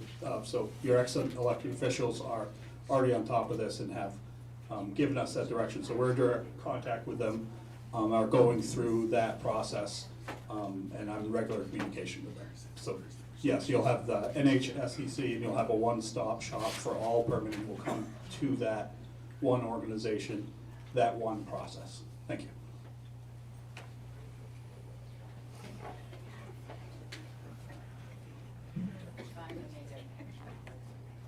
Jane Sawyer from Highland Street.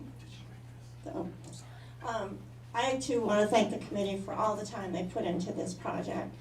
I initially was apprehensive, but I started doing more research and I was pretty shocked to find out that oil-fired furnaces, wood stoves, and fireplaces create more pollution than this plant will. So if this plant is successful and we get reduced electricity, we could get more and more of our residents to go to electric heat, which would substantially reduce the existing pollution we have in this town. This is a scary thing. It's a lot of money. It's a different venture. However, when you look at the federal mandate that has come down, all landfills have to be capped and closed by 2030. That seems a long ways away, but it's only 6 years. So by the time you start this plant, and you get people on board to start bringing their trash, there's going to be a lot of towns and other commercial industries that are going to need a place to take their trash, and they're going to be required to bring it, and they're going to want to bring it to the closest place they can. So I think this is a project we should continue to proceed with.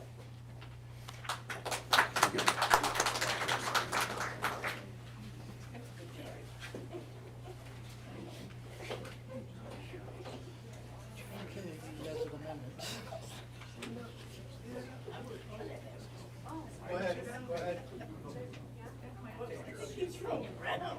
You can make that story. I'm like the one person the mic is made for. It's true. Now it's not gonna be made for me.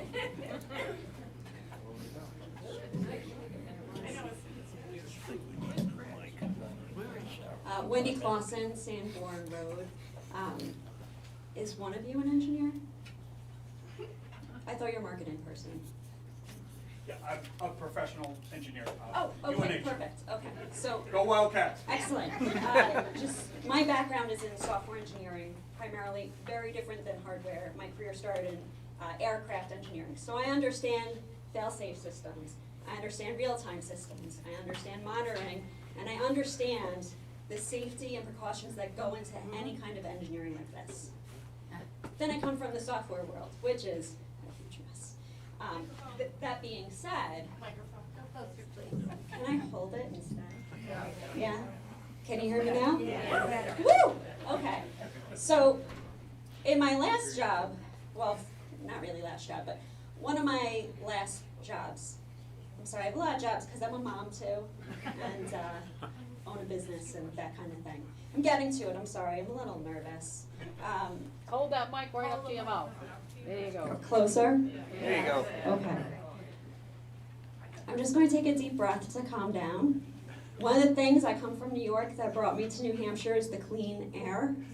I come from New York, and when I would drive from my home where I grew up in Stony Brook University, where I went to school for engineering, if the sun was in the right place and the Can we get smog to was the question, gone. please?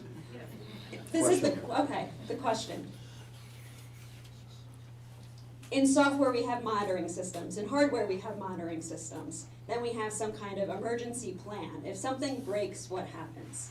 It's my understanding that with household waste, as this man brought up before, we have slightly different output than firewood or methane, heavy metals, dioxin. These are the nasty things. Now I think engineering is awesome, and we have our scrubbers, and they kind of take those away, right? They put it into the ash. Is that right? Please interrupt me if I get something wrong. Okay, so we put it into the ash, and the scrubbers do great. And even though 2,000, was it 2,000 feet, the smokestack size? 200 feet. Oh, 200, thank God. I really freaked out there for a minute. Whew. Okay, so in hardware systems where you have a lot of fire, if a scrubber goes down, I don't know how many there are, how long does it take for us to stop those toxins from going into the air? That's an excellent question. I want to bring us back to where we were talking before. We have a continuous emission monitoring system. And that continuous emission monitoring system is both of the emissions that are in the stream as well as what's called the opacity, or the ability to see through. So if this plant goes high on its emissions, or gets the emissions get too dense, too smoky, that will set off alarms. The operators will react to those alarms. Sometimes, oh, it's that dirty lens again, it's not it's a false indication. So they deal with it that way. But the state of New Hampshire is going to come every year, and they're going to review those records and say, oh, you had this issue and you operated for this many hours. That wasn't my question. And we're, every hour that we're running, we're bringing down our annual allotment where we're not fully in compliance. Can you answer the question now? How long from a sensor fail like this to shut down to make sure those toxins aren't getting into the air? I don't think so. It takes half an hour to safely shut down a boiler of this size. The boiler would still be hot, and there would still be some combustion processes going on. There'll still be steam generated after half an hour because it's a big piece of metal and it's very hot, so it takes time to cool down. But about half an hour to safely bring the system to where it's off, where all these things, these residual things are happening, but we're not actively feeding it anymore. Okay. As the residual things happen, how long before the toxins stop coming out? I'm sorry, I don't have that information. I can try to bring it to the next session. More than a half hour? More than an hour? I mean, I have a wood stove, it's soapstone, it takes like 6 hours to cool down. It's not making smoke though during that time. Yeah. Okay, so my next question, after this, is,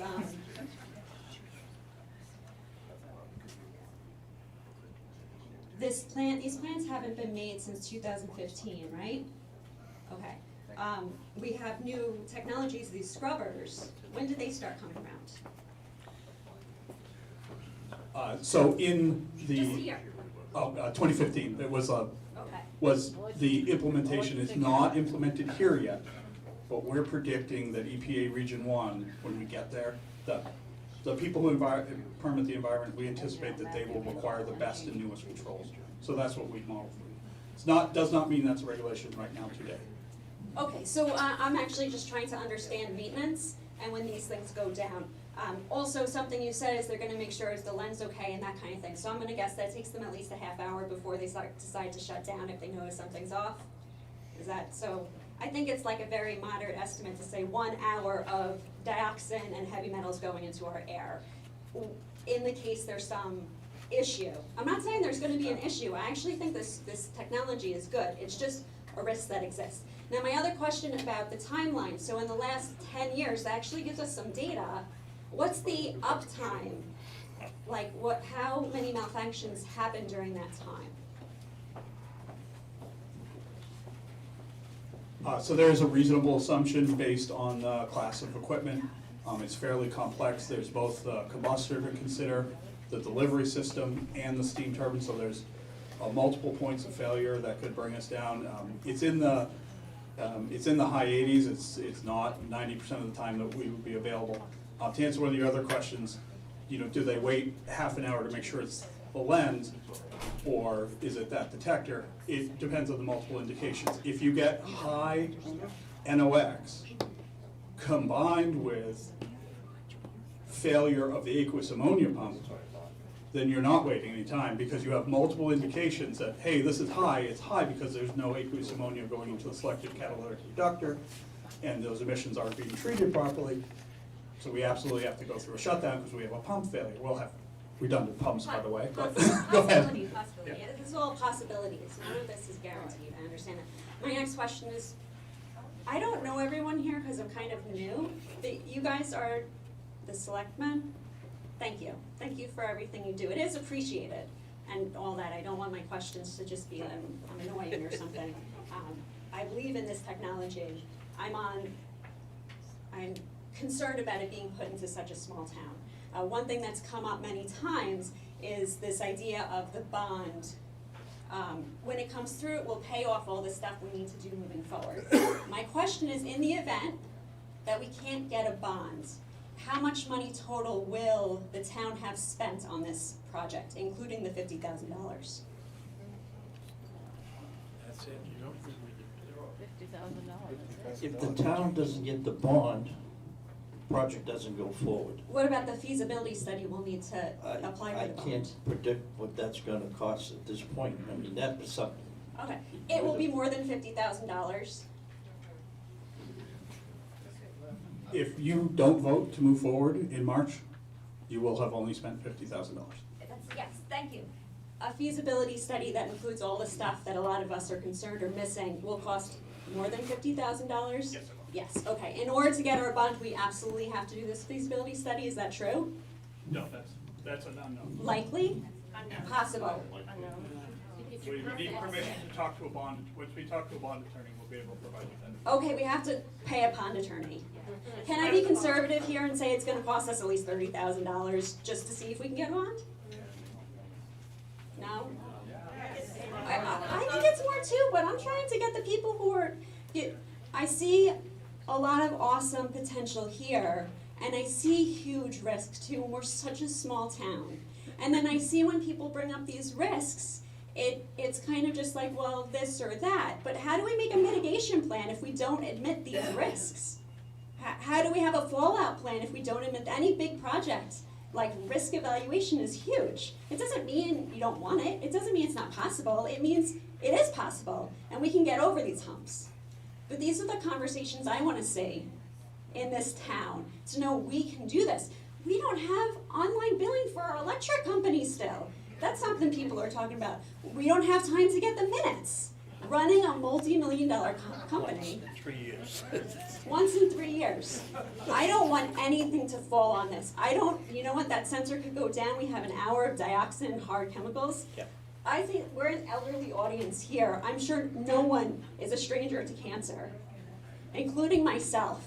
I had cancer in my face when I was 29 years old. Very rare, which is why I love breathing. It was in my sinuses. These chemicals do cause issues. I'm not saying they're gonna exist, but we can't ignore them, and they're not firewood, and they're not methane. This comes from waste. Okay, thank you. Now my question though. Come on. We got other people that'd like to ask questions too. Okay. In the event the bond doesn't go through, and let's say we're in the hole even more. Actually, forget that. Do you guys consider this plan a Hail Mary? No. Well, you take it. Because the government's on the committee. This is not a Hail Mary. Okay, so you think... This is a Let them answer. reasonably sound plan. We don't know all the answers, as everyone has pointed out. But you know what? Before it goes forward, we are committed, as a committee, as a board, to knowing what the answers are and knowing where this is going to play out. And because we're not the last word, we're going to work to structure this in a way with the bond people so that they will accept it. that's the point of a lot of negotiation. We don't know really what they're gonna ask for. We don't know if there are additional costs involved, and I would tell you that, you know, if a bond agent wants to talk to us and wants $30,000, we're probably not gonna talk to them, all right? Because there's a lot of money on the table, and we expect those people who will make money in this project to partner with us, and after they put up the money for the bonds, you know, if that agent needs to get a $30,000 payment, well, fine, if that's what has to come out of the bond, and that's the way the process works. But these questions that you're asking, they're all legitimate questions, and quite frankly, you're educating us tonight with your concerns and the things that you want us to look at, you know, specifically and be aware of, like your mitigation plan, for example. That's really excellent, and we're gonna have to know in detail what it takes to shut this plant down, what our exposure will be during that process, how many times we expect that to occur, and what is the best way to minimize any impact. We don't know the answer today because we just haven't gone that far down the road, but I want to assure everyone, this isn't going forward until we know those answers. We're not in this casually, we're not in this, you know, to hope and pray. You know, we're in this to make it work because this is the town we live in. And the only objective we have, committee, board, is to make a better town. We don't want to do anything that makes this less a good place to live in. Okay, I have one more question, and I promise I will sit down. It's a fast question. What does the board envision as the vision of our community after this gets built? You talk a little bit about that. One of the things that I have spoken about consistently through this process for the last couple of years is since the mill has died in the town and the revenue source from the mill has gone away, the town has slowly gone downhill. One of the things that we were tasked to do is to find a source of revenue for the town so we can rebuild the infrastructure. This plan has the possibility of being able to bring in revenue to lower the tax rate, to lower the rate that we already have the lowest rates in the state as far as electricity is concerned, but we can lower that as well. That will bring in economic development. Somebody out there, all the mills in the New England have been bought up by developers to develop, and they've made wonderful things with them. This mill out here needs somebody to come in with a vision and buy it and create something for this town that we can be proud of. But they're not gonna come in if they don't have incentive. The incentive is low taxes, low power cost, and that's where it comes from. That's what our vision is. That's what we wanna do. We wanna bring the town back to its vital. This town was very vibrant when I first came here. In fact, the generations before, it had a movie house, it had a drugstore, it had an auto parts store. All those are gone. They can come back. This is what we're looking for, the future of Ashland. Yeah, we'll continue the conversation, but I want to make sure as we're talking about this, that we're moving forward, and we're not just rehashing what's already been spoken about.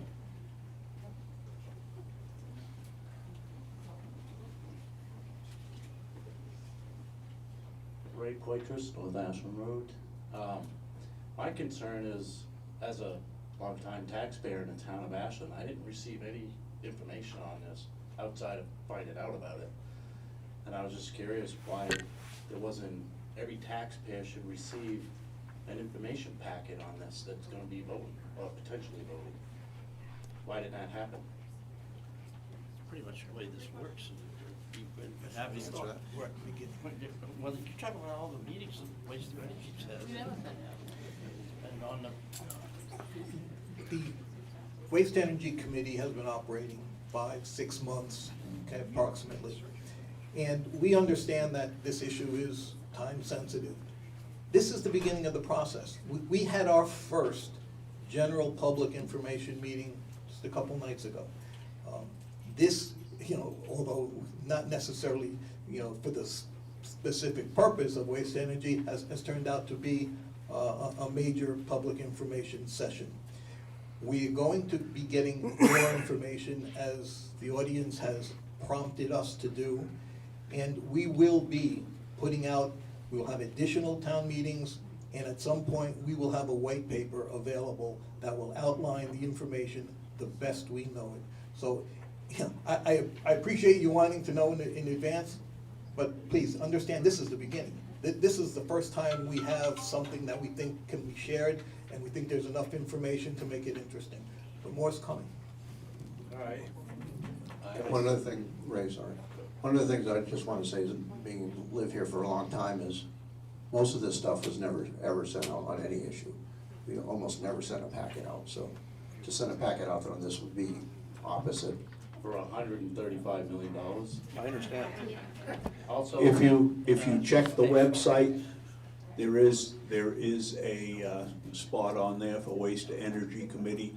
Some of the information is up there. All of the meeting information is up there. From the rhetoric I'm hearing here, though, I think the people are gonna vote no. I would have thought you'd wanna buy votes, basically, so sending out packets of information might have been a good idea. And I'd also like to make a motion that we table this for a year, this whole project. Yes, sir. Motion needs to be in writing.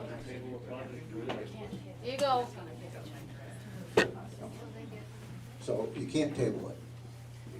You can vote it down and they can bring it back next year, would be an option, but you can't table it at this meeting. All right, thank you. Yep.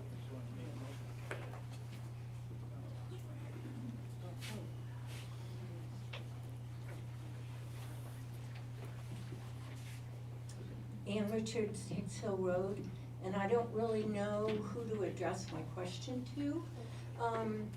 But I believe that to get investors who will want to buy into this bond, there would need to be a little more information, some permitting done, feasibility studies, and my understanding is that could be anywhere from $2 to $3 million. So if we don't have a bondholder, who will pay for that? I understand that the $50,000 was somehow taken out of the electric company budget, so it technically isn't being paid for through taxes, but we all use electricity, so our rates will maybe have to go up to cover that. Is there going to be some kind of wangling of $2 to $3 million more to cover permitting and feasibility studies? I mean, you have to get a bond to use the money from a bond, and I don't believe there are very many people who would want to put their money into such an unformed plan. And I don't know who to ask this of. Thank you, Mr. Moderator. The amount of money you appropriate is the amount of money the town can spend and for a specific purpose, as long as the law allows it. Unless you vote the money to do this, there won't be any of those things, because it's not authorized in the town budget. I control the town budget by law, and I'm not going to sign a contract for anybody unless it complies with what you vote. That's the bottom line, and I'm the only person who can sign a contract. So you need to make up your mind as to whether or not you want to proceed with this, not necessarily borrowing the money, because the selectmen may not do that. They simply have an authorization, which means they get state and federal funds to spend. That's a commitment by the town, but you don't have to float the bond to do that. You just have to have the authority to do it. That's all they're looking for at this point in time. If they decide to try to float $100 and X millions of dollars, I'm gonna tell you right now, I'm not gonna sign it because it's not ready. And that's the way the law works in this state. And you have to have certain things in line, they have to be in line so that you as taxpayers can rely upon them. I've kept the town portion of the tax rate flat for 3 years. I'm gonna continue to do that if I can. I can't govern the school or the county, and I have an argument with the county. you shouldn't have to pay for anything you don't vote. And I'll be telling you right now, unless they don't renew my contract, which could happen, that I'm not gonna spend it unless you approve it, and that's the way it is. So the money's not there to do the answer to the question is the money is not there to do what you want to do. If you float the bond, you gave the approval to float the bond, that does not mean the bond has been floated. There's a lot of work to do before you can get there from here. We're not gonna raise the rates of electricity either. No.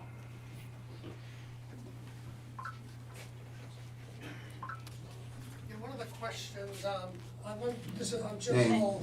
Name Name. and address? Jim Cole on 320 Highland Street. One of the questions that were asked, I think was answered quite clear enough, and that is, you know, I'm familiar with many projects that have been put forth. You know, we have a good friend, an engineer, part ownership of Bridgewater Power. He put up what was required, as you know, to do the engineering, the permitting, contracts, everything that is needed, even to present yourself to get a bond. To do that work, he was moving forward to building a steam plant in Concord to replace the steam plant that was being shut down. It was a great project. He put up his own money, $2.5 million out of his own pocket. The numbers worked. Looked great. Couldn't get funding. He lost that money.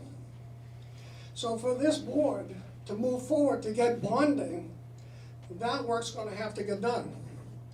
So if it's, the question is more to you, they're saying there's gonna be no release of funds or obligations of any cost until it gets bonded. So does that mean you're gonna be doing this $2 to $3 million worth of work that's needed to get a bond? Your company at your risk?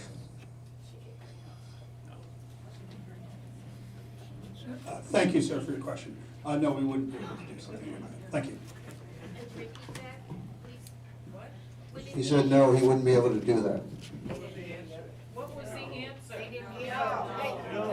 He said no, he wouldn't be able to do that. That was the answer.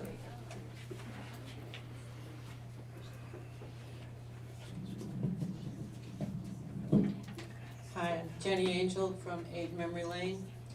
And I just wanted to express some of my environmental concerns and why and how you might address this.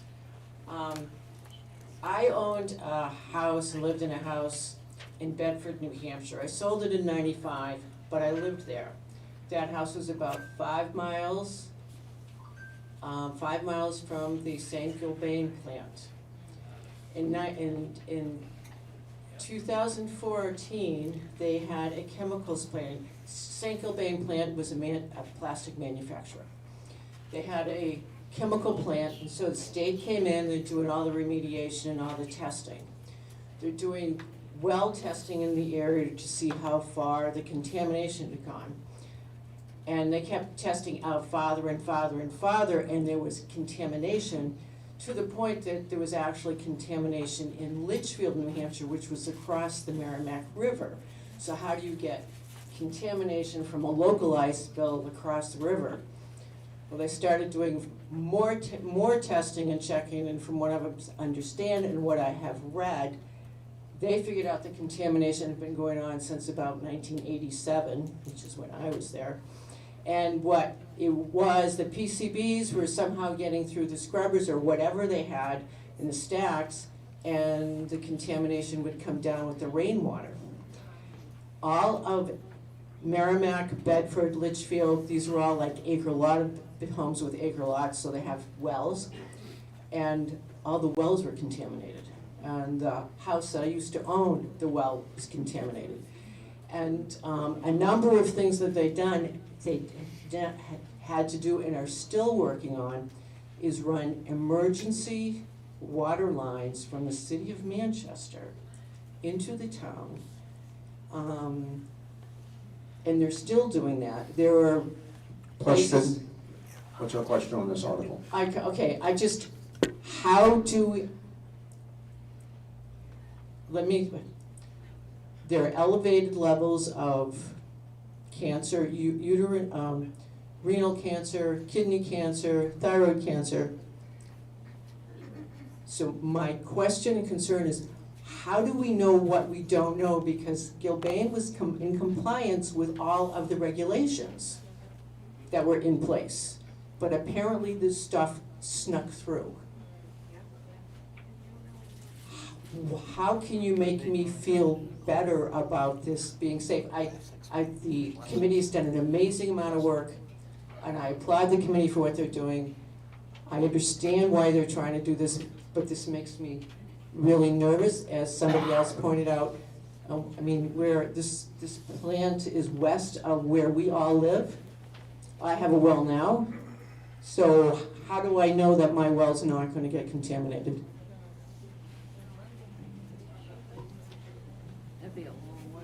Thank you very much for your question, and I do understand where it comes from. PCBs did used to be a concern in the electrical infrastructure that would be used in a plant like this. As a technology, the power industry has moved away from those. We now have a component called FR3, which is a natural-based product.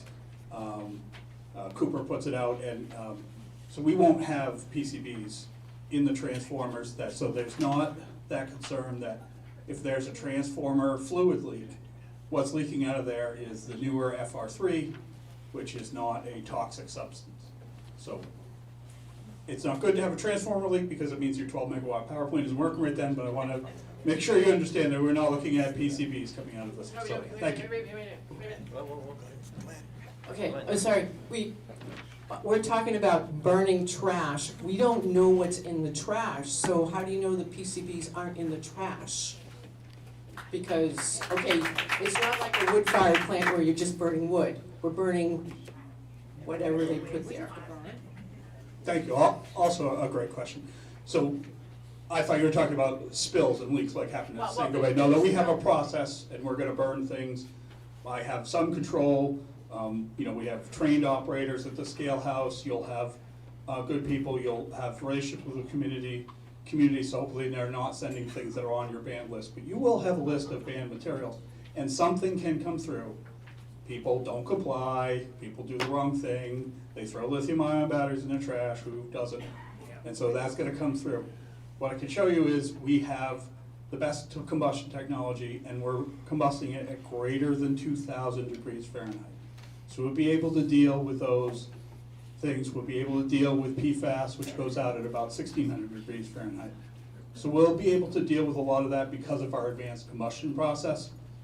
And like I said, we're going to be monitoring our stack, and we're going to know when we're out of compliance, and we're going to take actions very rapidly to bring ourselves back into compliance, or shut down, most likely shut down, because we don't want to use up our compliance hours when we could just shut down and fix whatever the problem is. So I hope I've addressed your question.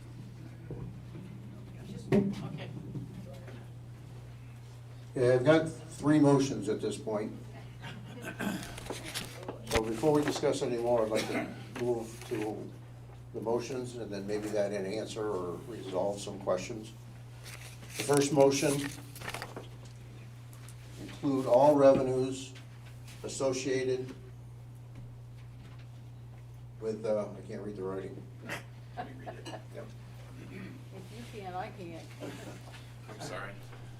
I've read a lot of warrant articles, so you read the whole. Yep, this one. Actually, why don't I read it off the copy? I gave him that. Could you give him the whole, so people know what the warrant articles would say with the change? Yeah.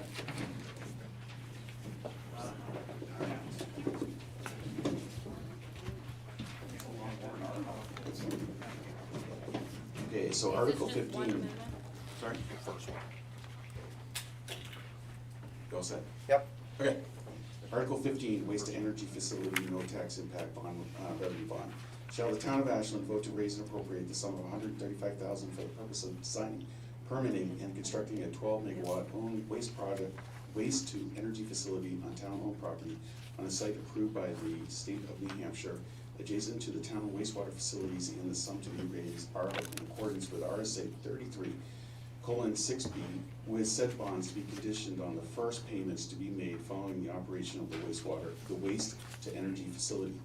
135 million of such sum to be raised by the issuance of bonds or notes for a period not to exceed 30 years under and in accordance with the Municipal Finance Act, RC 33, and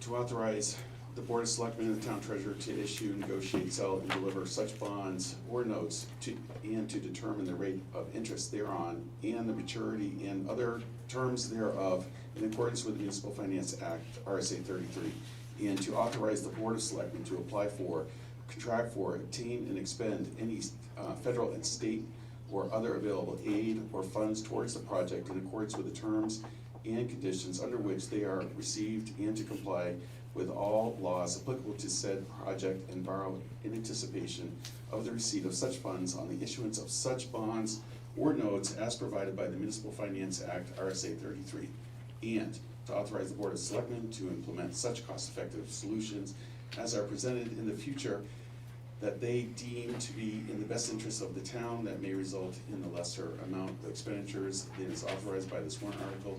And once said facility is constructed and operated, it shall be part of the town's municipal light plant, be authorized to sell surplus of electrical energy beyond the needs of the municipal light plant, and this is the addition, and include all revenues associated with the operation of the proposed facility, including tipping fees, in accordance with state and federal laws, with the proceeds of such sales to be utilized for the repayment of any debts, bonds, or notes issued on behalf of the waste to energy plant for the, I need water. It's drying here, sorry. Okay, so waste to energy plant and for the maintenance and upkeep of the facility with the additional funds to be placed in the depreciation account to be provided for future costs. We're just gonna stop right here, okay? Or actually, we can stop right there. Is that okay with you? That's fine. Yeah.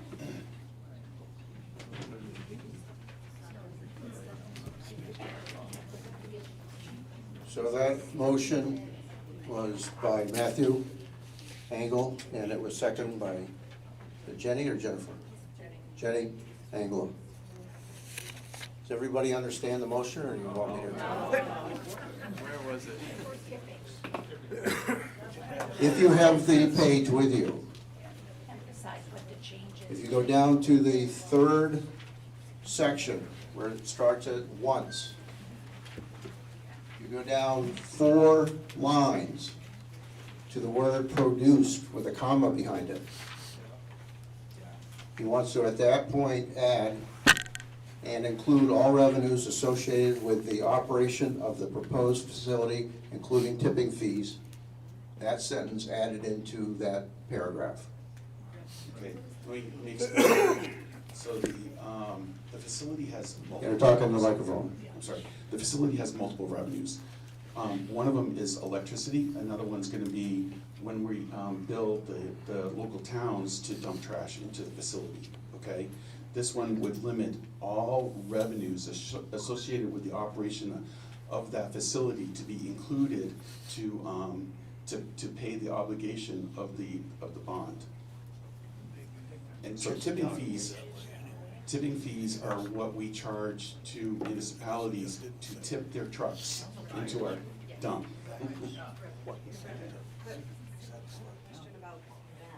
Yep.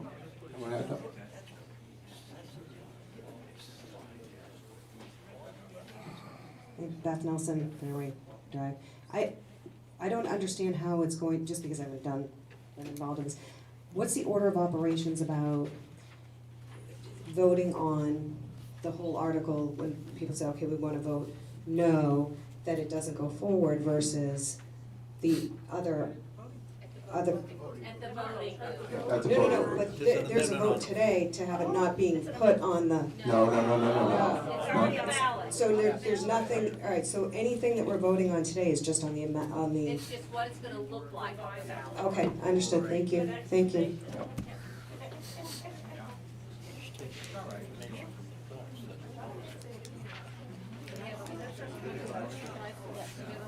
Which one? Yes, it was made clear from Walden Energy that Walden Oh, I'm sorry. Am I okay? Yep, go ahead. As mentioned, the engineering costs, certainly as a board. Keep the microphone in front of your mouth. The engineering cost, as we know, is gonna be somewhere between $2.5 to $3 million. We don't know that. No, we don't know that. Well, Okay, you but might- you might know that. the We only don't thing know that I know. That's a supposition, and that's That's not a okay, fact. the only thing that I know is what it costs to do a wood plant in Concord.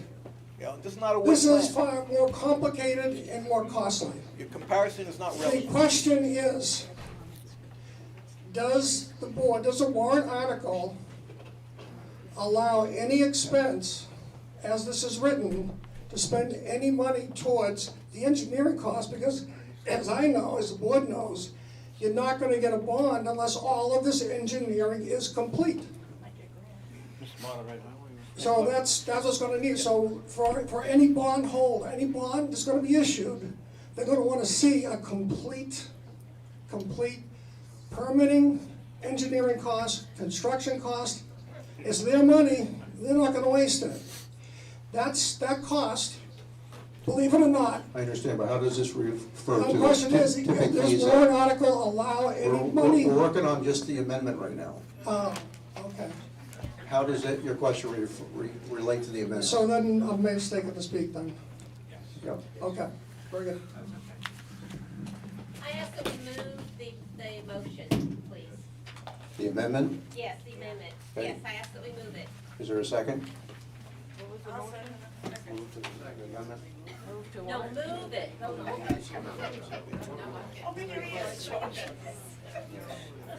Who second? Do we have a second on my? Do we have a second? I seconded it. No. We had to.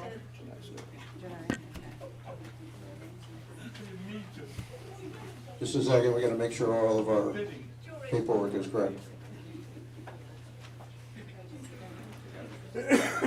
Andy, we should vote for this. What's that? We should vote for this amendment. Okay, everybody, we're voting on the proposed amendment only. Does everybody understand what we're voting for? Okay. All in favor of the amendment, hold up your red.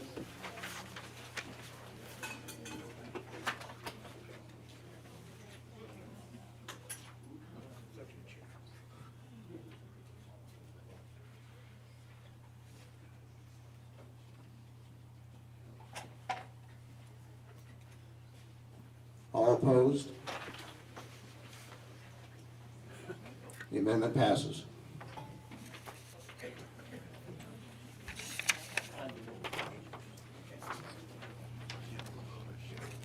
Don't need to read it. Simplify it. Simplify it. Just Bring it down to where it's starting to change. All right, we're gonna try to simplify the process.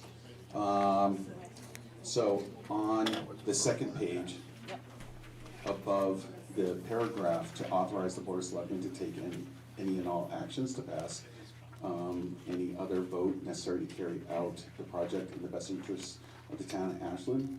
The motion is to raise and appropriate funds to obtain approval from the Site Evaluation Committee, if the committee is not available, to obtain all permits and resolve environmental issues prior to issuing the bond. Say that again, please.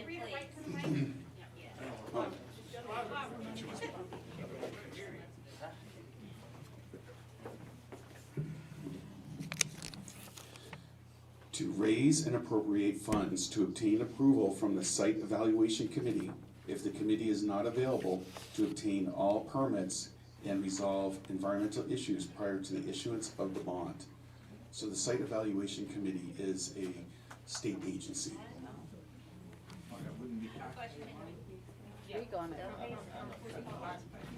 money coming from? Well, This is we a haven't made a warrant motion article yet. for the electric light plant.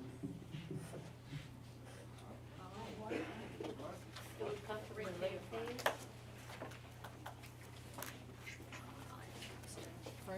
You have to understand, the raise and appropriate money, it's $135 million. Motion and a second. Okay, we have an article, motion to this article, another one, and it was motioned by Matthew Angel. Angel. and second by Jenny Engel. I just need to see where it goes. Does everybody understand the motion? Okay.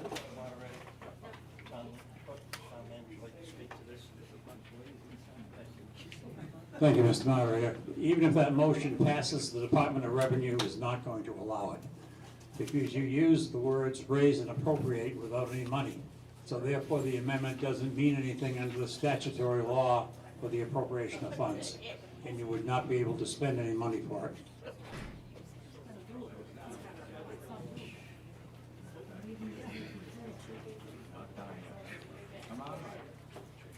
Is it the amount? Because what the law is, you can't change the purpose of the warrant article, okay? So what you can do is, you can raise and appropriate funds associated with that cost, okay? So we're not changing the warrant article. You want a source?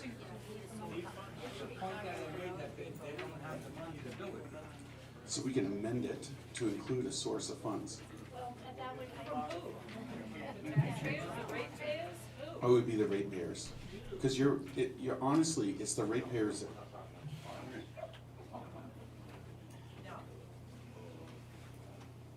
So, Town attorney.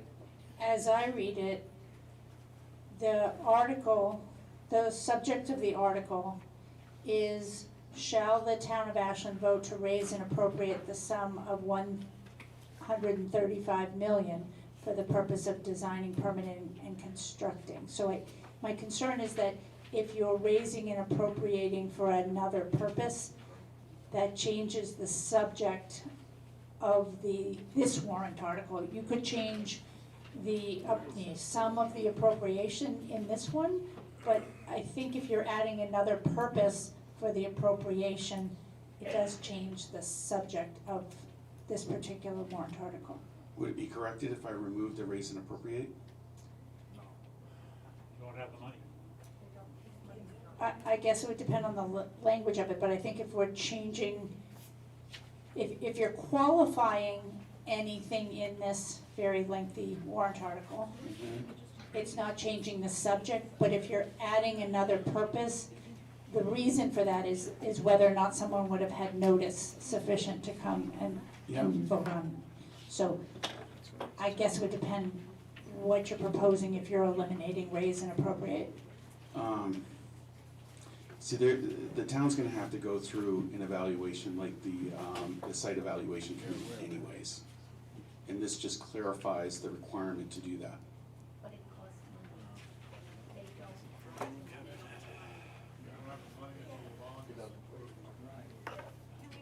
I think that still adds another purpose in this that changes the subject rather than just clarifying, or I think if I understand what you're saying, is that you want to add kind of a speed bump in that they have to do these things first, or no? Okay. They're required to do the evaluation anyways, okay? This just clarifies the requirement to do the evaluation. And what we need to do is make sure that all the hurdles are covered prior to issuing the bond. So could you look at this warrant article again and maybe see if, when you're looking at it, there is a way to include what you're suggesting without it being a second subject? Absolutely. Okay, so do you want to move to the next one and come back to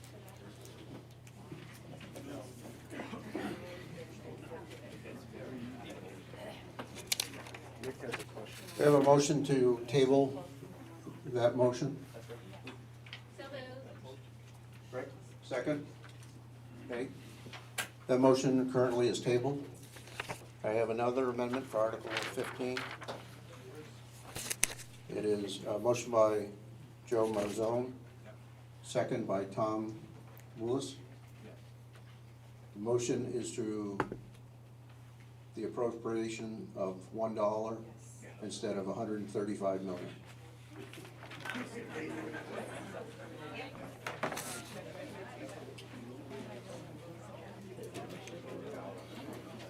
second yet? You got a second? I move that it goes to secret ballot. We have a motion that goes along with this, signed by 5 individuals for a secret ballot. On this one motion to change it to $1. So, first of all, I want to get the motion of $1 situated first, and then we'll vote on whether or not we're going to do a secret ballot second. Okay? Yep. Do we have discussion on the motion to change 135 million to $1? Anybody want to speak on that?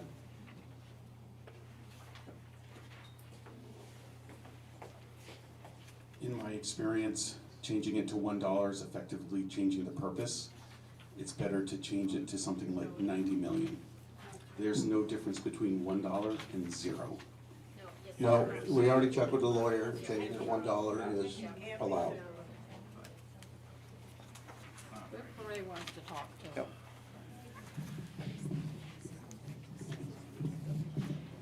Frank Garcia, 65 Fairway Drive.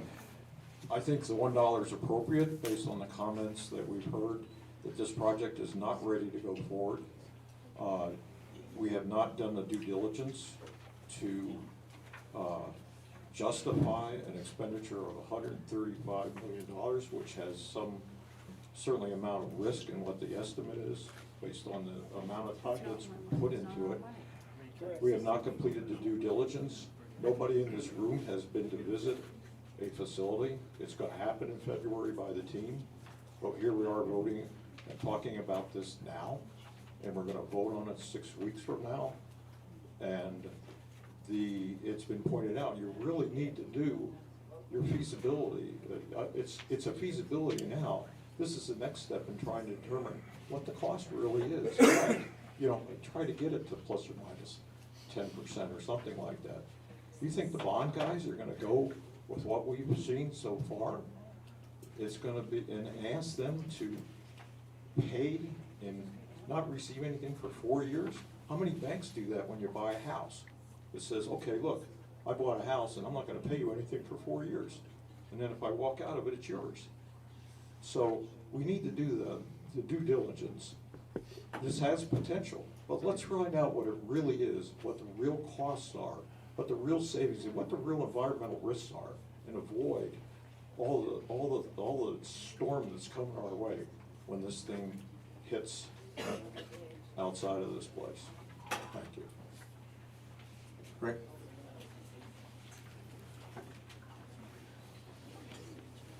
Rick Parade, Winona Road. I've been a resident in town for 45 years, I guess now, so it doesn't make me a native, but it makes me a pretty good townie.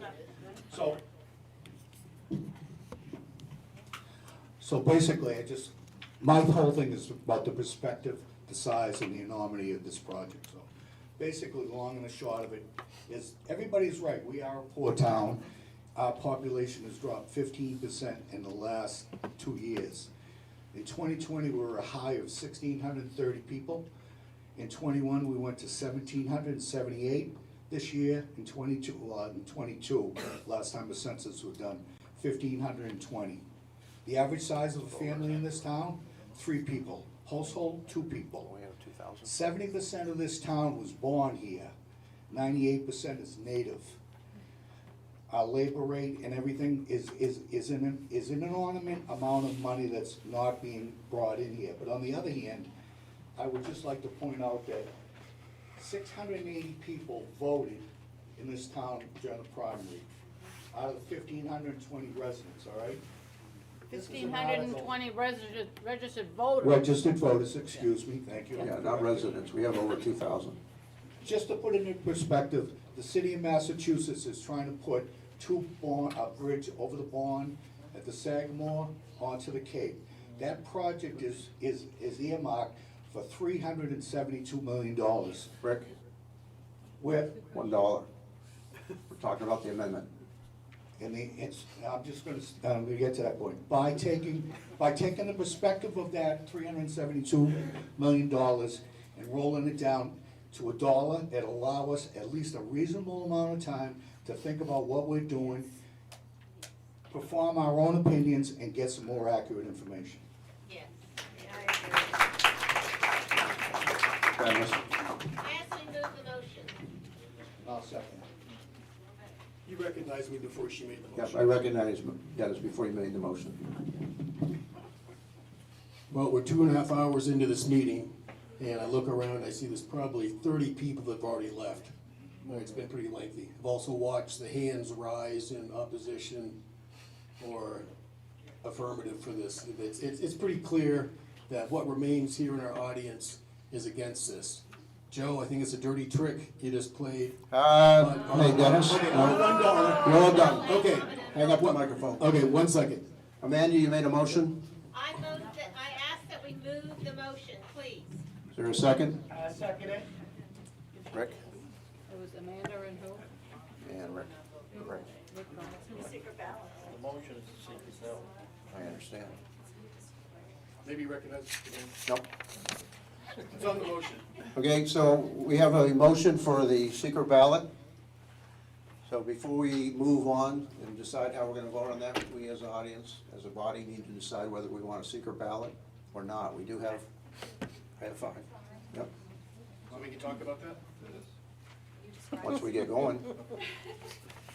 Okay, so the motion will be whether or not you want to vote on the amendment secretly.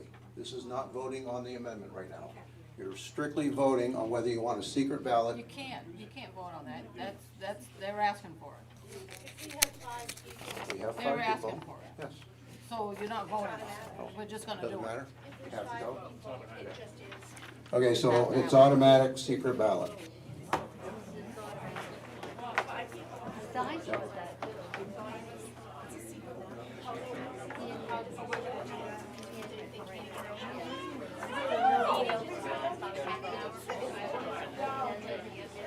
So since we have 5 registered voters that have signed for a secret ballot, we'll go to a secret ballot on this motion. The motion is to change the appropriation of $135 million to $1. Supervisor, the checklist, you're all set? Okay? We will adjourn for a few minutes while everybody has an opportunity to vote. Want to check there, it'll be yes, no vote, and then we'll tally it up afterwards. Okay, we'll get back at it because it's fun. Everybody can get their seats.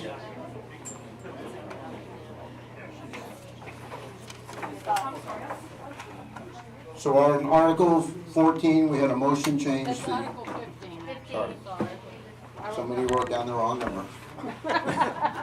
On Article 15, we have amendment, the third amendment on this one was to change the amount of $135 million to $1 due to secret ballot.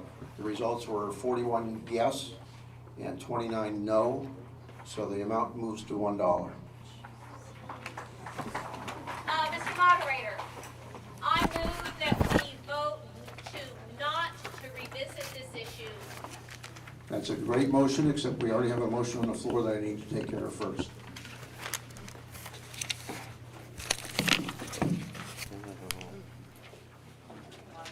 We still wanna do this amendment thing? So we had Matthew's second motion to amend Article 15. We tabled it, so we're bringing it back up. And Matthew, would you like to rescind that motion? I make a motion to rescind that motion. Jenny, would you like to rescind your second? Yes. Okay. The motion on that article is rescinded, so there's no longer an active motion. Matthew? Can I make a motion to restrict consideration of Article 15 pursuant to RSA 40:10? Is there a second on the restricting? Amanda?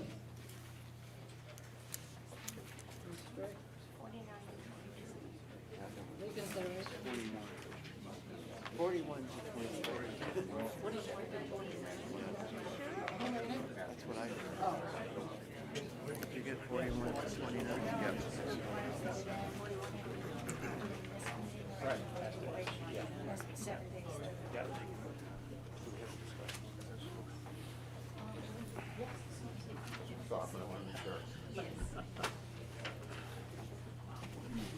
Is there any question, discussion on the motion to read? Yes, it's Frank Garcia, Fairway Drive. What does this mean? I'm not quite sure what we're doing. It stops all conversation, and we can't come back later during this meeting tonight to reconsider it.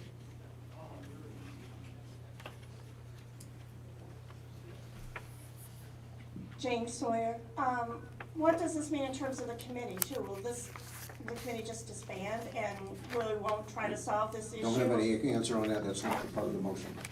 That'd be a question for the select board at some point. All right. Yep. Strictly the motion to not reconsider. Anything else? If not, all in favor? Opposed? The motion passes.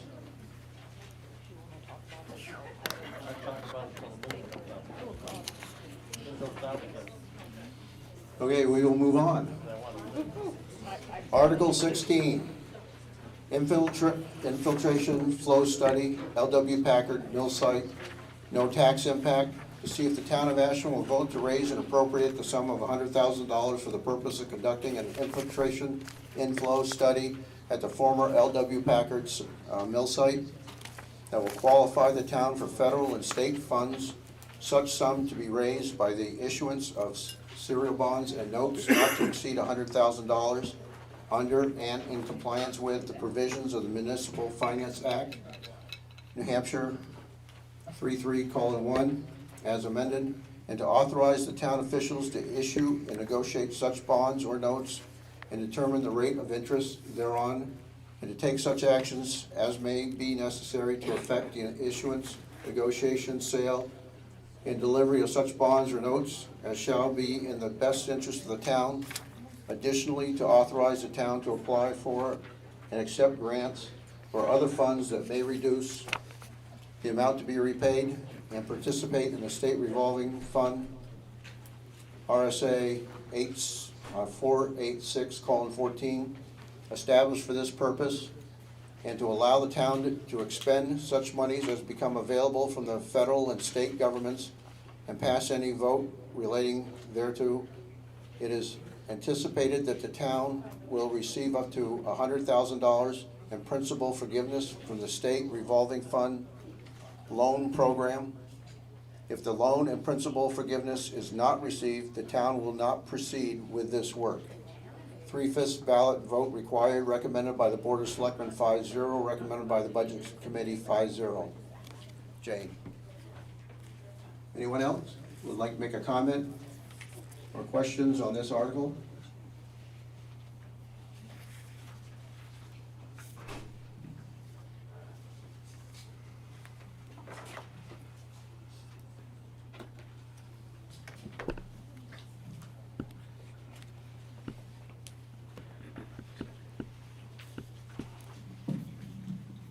Dean Marcroft, Brunt Avenue, Ashland. You said this has no tax impact, so no impact to the taxpayers, is that what, that said it first? Yes. Who pays the bond? You're taking out a bond.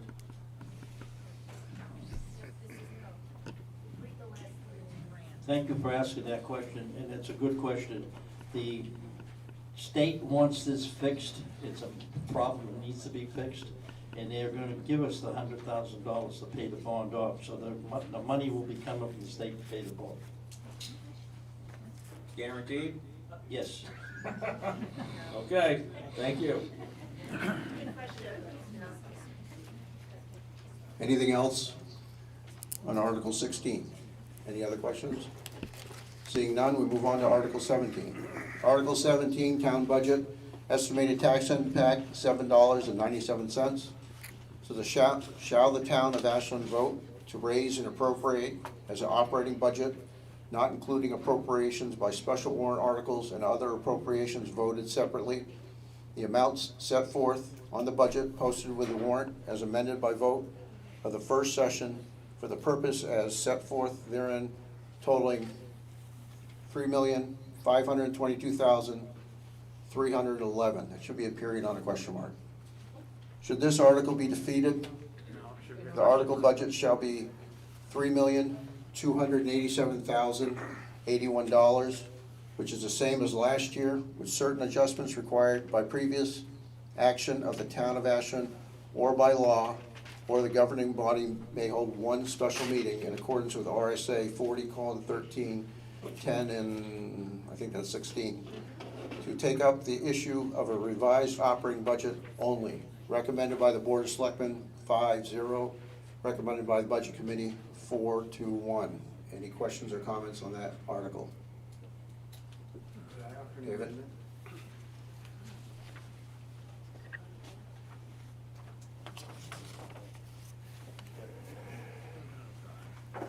I'm offering an amendment, which is a fairly minor amendment, but this is to amend Article 17 by adding $12,000 to the appropriation, raising it to $3,534,311, with the intention that the added funds be used to move the bandstand at the ballpark.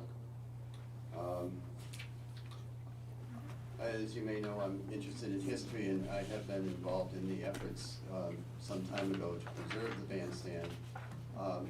It was built in 1951 by Colby Lightford, a local contractor.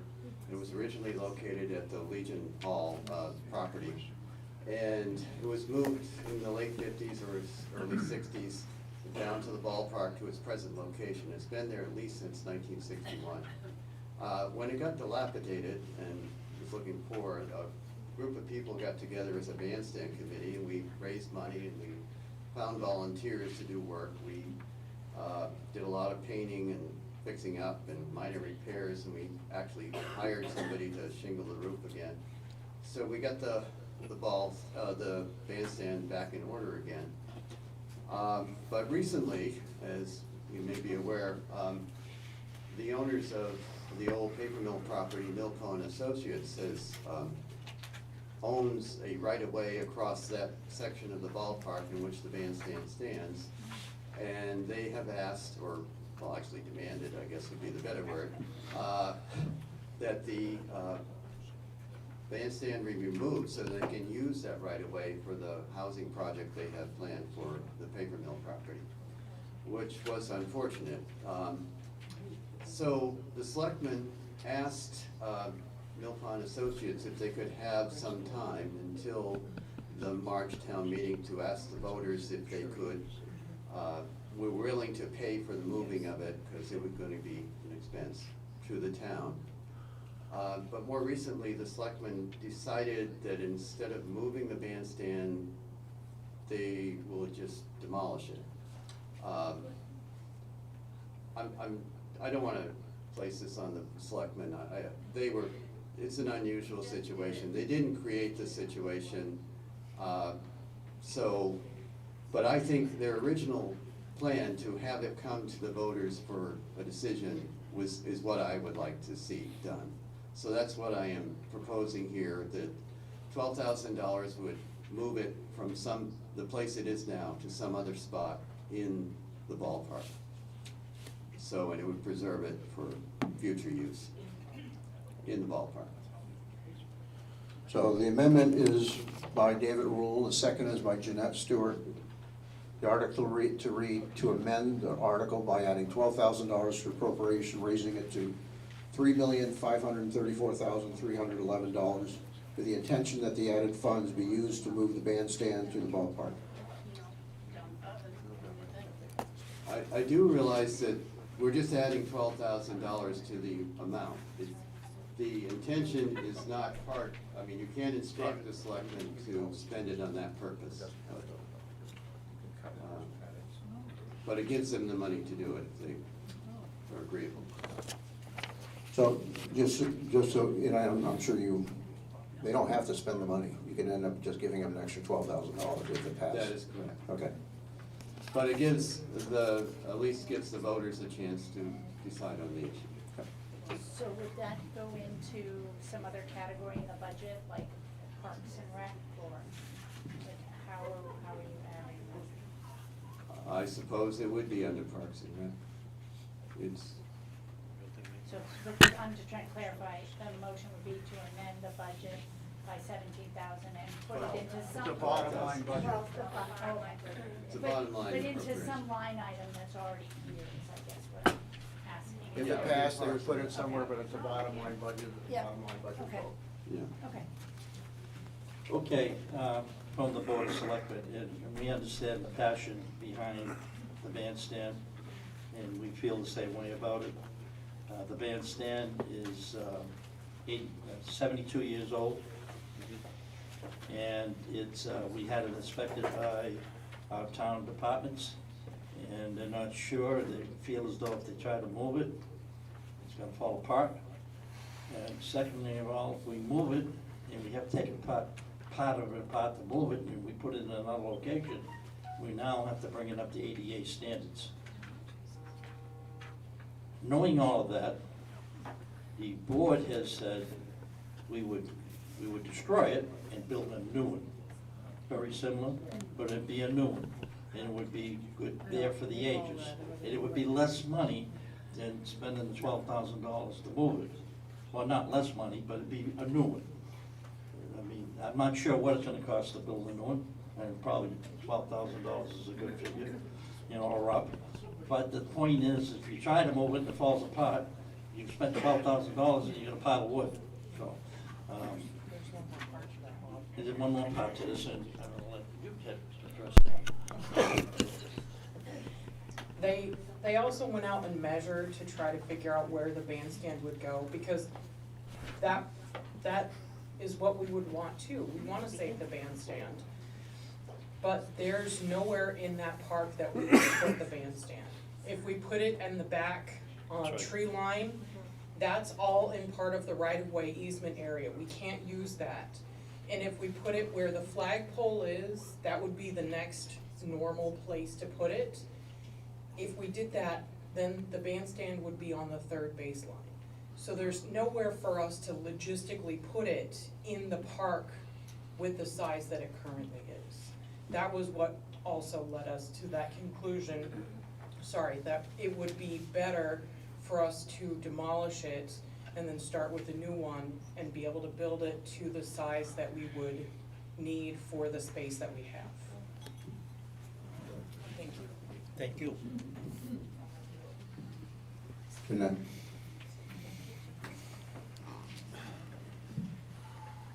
Jeanette Stewart, Depot Street, Ashland. My question is, where did you come up with the 12,000? David did. David had said that was at a meeting, that you guys said it would be 12,000. David made the motion, so David would have to answer that question. David, do you know where the selectmen came up with it? Well, I was at the meeting and I agree, Greg Moore had consulted movers. Oh, go ahead. I believe that was an estimate that Craig Moore had obtained from a mover, and that's. I'll speak to that. Okay. Please. Thank you. The estimate was actually 15,000 estimate to move it within the park, and 30,000 to move it down to the other park at the other side of town. So that's where the number came from. Those were our estimates from the people who built the covered bridge.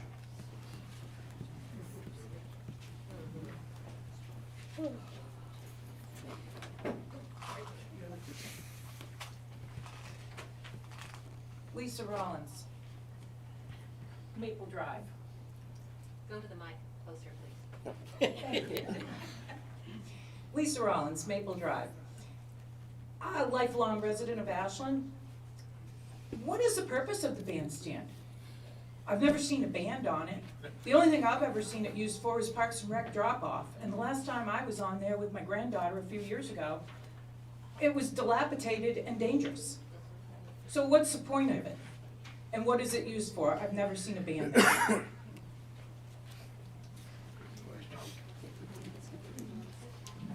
Frank Garcia, Fairway Drive. I like the idea of the new one, and why can't we just keep a part of the old one and incorporate it within the design, a chunk of wood with a plaque on it or something like that, if you want the the memories and things like that.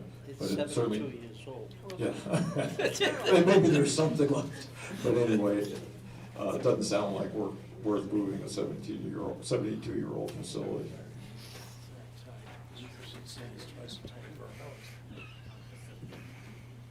Sandra Coleman, Fairway Drive. I know David has asked for $12,000 to be put in the budget, and it's a bottom line budget. But we also have undesignated funds where I'm sure there's over $1 million in undesignated funds. And certainly, you know, 12,000 can come from undesignated funds, and that's your tax money and mine that the town has. Thank you.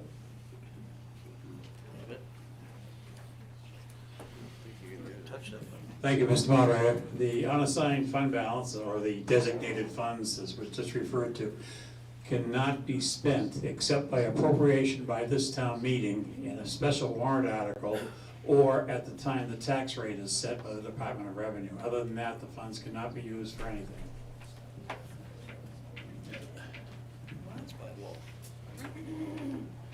Jane? We did the 150 for Ashland. We did actually have a band that did play on the bandstand, and we did a number of events there. The problem is where it presently is, because of the road, it's very difficult to have anything there. So it really would be much more usable in a different location. And small. Anything else? If not, we're going to vote on the motion. Again, the motion is to amend the article by adding $12,000 to the appropriation, raising it to $3,534,311. So a vote yes will be a vote to add the $12,000. A vote no will be to leave the budget as it currently resides in the warrant article. All in favor, yes? All opposed? All opposed? Motion fails. Sorry, David. Anything else on the town Right, budget? right. Seeing nothing, we move on to Article 18. Article 18, Electric Department Budget, no tax impact. Shall the town of Ashland vote to raise and appropriate as the Ashland Department operating budget, not including appropriations by special warrant articles and other appropriations voted separately.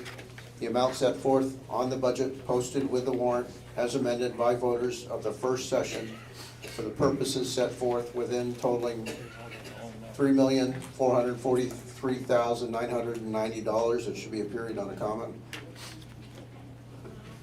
No. No. Should be a period. It's a question mark. It's a question mark? Yeah. Okay.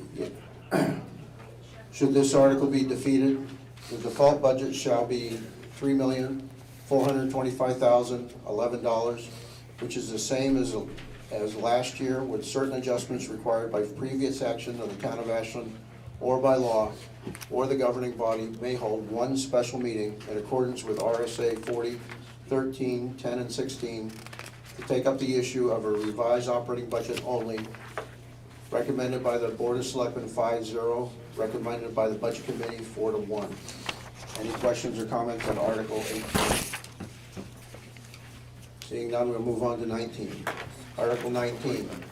Shall the town of Ashland vote to raise and appropriate the Ashland Water Department operating budget, not including appropriations by special warrant articles and other appropriations voted separately, the amount set forth on the budget posted with the warrant or as amended by the vote of the first session for the purposes set forth therein, totaling $399,381. Should this article be defeated, the default budget shall be $388,446, which is the same as last year, with certain adjustments required by previous action of the town of Ashland or by law, or the governing body may hold one special meeting in accordance with RSA 40:13, 10, and 16 to take up the issue of a revised operating budget only. Board of Selectmen recommend 5-0. Budget Committee recommends 5-0. Any questions or comments on water budget? Article 19. Seeing none, moving on to 20. Article 20, Sewer Department Budget. No tax impacts on the town of Ashland. Vote to raise and appropriate as the Ashland Sewer Department operating budget, not including appropriations by special warrant article and other appropriations separately, the amount set forth on the budget posted with the warrant or as amended by the vote of the first session for the purposes set forth therein totaling $817,689. Should this article be defeated, the default budget shall be $812,754, which is the same as last year with certain adjustments required by previous action of the town of Ashland or by law, where the governing body may hold one special meeting in accordance with RSA 40:13, 10, and 16 to take up the issue of a revised operating budget only. Recommended by the Board of Selectmen 5-0, recommended by the Budget Committee 5-0. Any questions or comments on the sewer budget?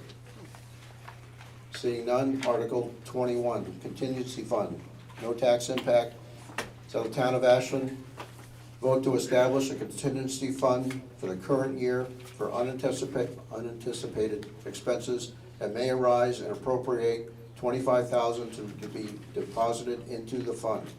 The sum to come from the unassigned fund balance and no amount to be raised from taxation.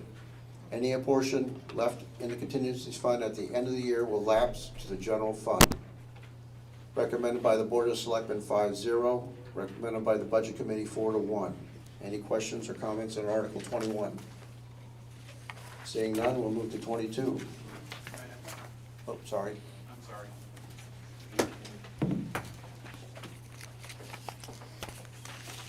My experience with contingency funds allows the governing body to expend the funds. I don't see where they've been designated to expend the funds. So it would require a body like this to expend contingency funds, especially on an emergency.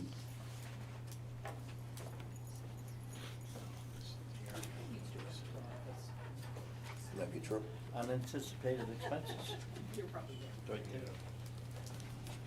This is the warrant article approved by the Department of Revenue, so the selectmen can spend these funds if in fact it is necessary during the course of the year. They've already approved the warrant article before it was printed in the warrant. I agree that this is similar to what is normally in, I deal with the DRA myself. The problem is it doesn't specify a body to expend the funds pursuant to the RSA 3511, similar to Article 23. Only the selectmen can spend from this fund. The warrant needs to state who the agent to expend the funds. No, it doesn't. We can ask Naomi. Department of Revenue has already looked at this and they've approved it. Yeah, the Department of Revenue has two different warrant articles for this particular thing. One specifies the agent and the other one does not. They've approved this and we've spent it in the past. Yeah, and in my opinion, it's very easy to get the DRA to approve it because they're more or less a body that they can't dictate what we do. Yes, they can. Believe me, they can. I've been there and I've seen them do it. Yes. Okay? And I've been there too. Yeah, I had an emergency appropriation allowed by law, and we were taking it from this fund with the approval of the governor's office and the approval of the legislature. DRA said, yeah, you can't have it. Right, right. So they can do whatever they want. Okay, the statute that you're talking about deals with. Let's get the lawyer. I don't want to sit here and argue. Naomi?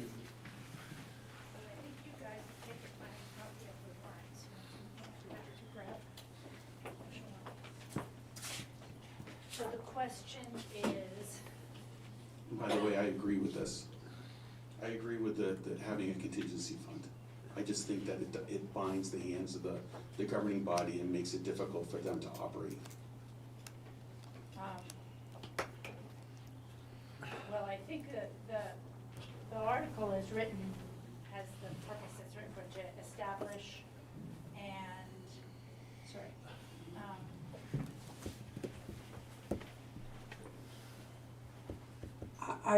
Well, you're adding another piece to it, like, 'cause No. the warrant article is written is just to establish the contingency fund for the current year for unanticipated expenses that may arise and appropriate 25,000 to be deposited into the fund.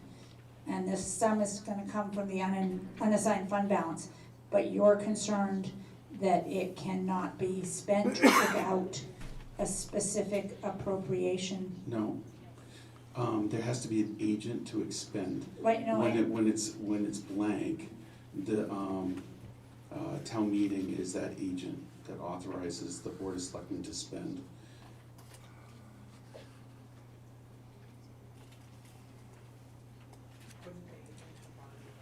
I'm just pointing this out as an issue. I'm not trying to make an amendment, They're doing it wrong.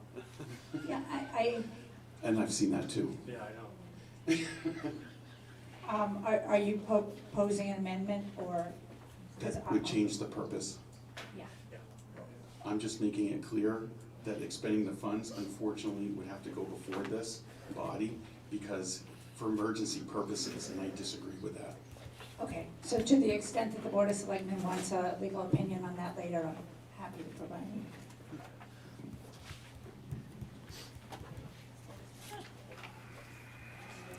Any other questions or comments on the contingency fund, Article 21? Seeing none, we'll move on. Article 22, Fire Department, Capital Reserve Fund, estimated tax impact 11 cents. Shall the town of Ashland vote to raise and appropriate the sum of $50,000 to be added to the Fire Department Capital Reserve Fund established in 2013 for the purpose of repairing or purchasing fire department equipment? Board of Selectmen approve, recommend 5-0. Budget Committee recommends 5-0. Any questions on Article 22? Seeing none, Article 23. Article 23, Police Department Capital Reserve Fund, Police Station, estimated tax impact 6 cents. To see if the town will vote to establish a capital reserve fund under the provisions of RSA 35:1 for the purposes of purchasing or constructing a police station to include associated engineering fees, including applicable studies, and to raise and appropriate the sum of $25,000 to be placed in such fund, and further to appoint the selectmen as the agents to expend from said fund. Recommended by the Board of Selectmen 5-0, recommended by the Budget Committee 5-0. Any questions or comments on Article 23? Seeing none, we'll move to Article 24. Article 24, Police Department Capital Reserve Fund, estimated tax impact 6 cents. Shall the town of Ashland raise and appropriate the sum of $25,000 to be deposited in the Police Department Capital Reserve Fund established in 2013 for the purpose of repairing and purchasing police department vehicles? Recommended by the Board of Selectmen 5-0, recommended by the Budget Committee 5-0. Questions on Article 24? Seeing none, we'll move to Article 25. Public Works Capital Reserve Fund, estimated tax impact 6 cents. Shall the town of Ashland vote to raise and appropriate the sum of $25,000 to be deposited in the Department of Public Works Capital Reserve Fund established in 2016 for the purpose of vehicles and equipment replacement or repairs? Recommended by the Board of Selectmen 5-0, recommended by the Budget Committee 5-0. Any questions or comments on that one? Seeing none, we'll move to Article 26. Road and Bridge Capital Reserve Fund, estimated tax impact 28 cents. So shall the town of Ashland vote to raise and appropriate the sum of $125,000 to be deposited into the Road and Bridges Capital Reserve Fund established in 2013. Recommended by the Board of Selectmen 5-0, recommended by the Budget Committee 5-0. Questions or comments on Article 26? Seeing none, we'll move to 27. Article 27, Plow Truck. Estimated tax impact 45 cents.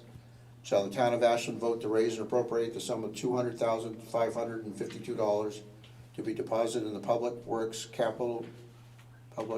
Equipment Capital Reserve Fund for the purchase of a 6-wheel plow truck? Recommended by the Board of Selectmen 5-0, recommended by the Budget Committee 5-0. Any questions or comments on Article 27? Yes. In the original article that we had at the presentation, there was money coming out from the capital reserve fund. Is that still happening?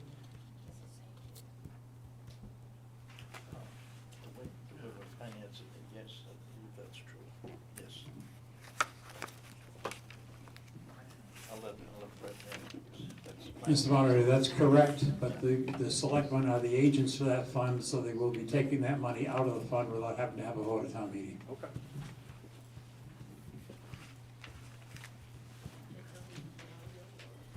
Any other questions on Article 27? Seeing none, we'll move to Article 28. Building Maintenance and Repair Capital Reserve Fund, estimated tax impact 6 cents. So shall the town of Ashland vote to raise and appropriate the sum of $25,000 to be deposited into the Building Maintenance and Capital Reserve Fund for the purpose of maintaining and repairing all town buildings. Recommended by the Board of Selectmen, 5-0. Recommended by the Budget Committee, 4-1. Any questions on Article 28? Seeing none, we'll move to Article 29. I couldn't tell you something about one. You want me to speak on it before you say it? Okay, Article 29 and 30 are very long, it's the ordinances, and instead of reading it, I just want to give you, the disorderly action and noise ordinance were originally one ordinance. The selectmen have separated those ordinances, and the only difference is in the noise ordinance, number 7, where they added construction equipment, commercial logging operation hours.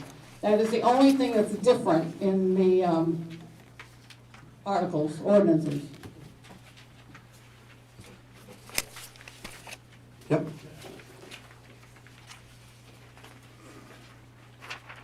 I actually have a question about that. I'm a little confused. Why would you be excluding logging hours between, if you exclude those hours, that means you can do it, right? You're including the hours, aren't you? No. You include those hours between 10 to 7, right? Can't operate during the evening hours. It's the daylight operating hours that change. It's like backwards.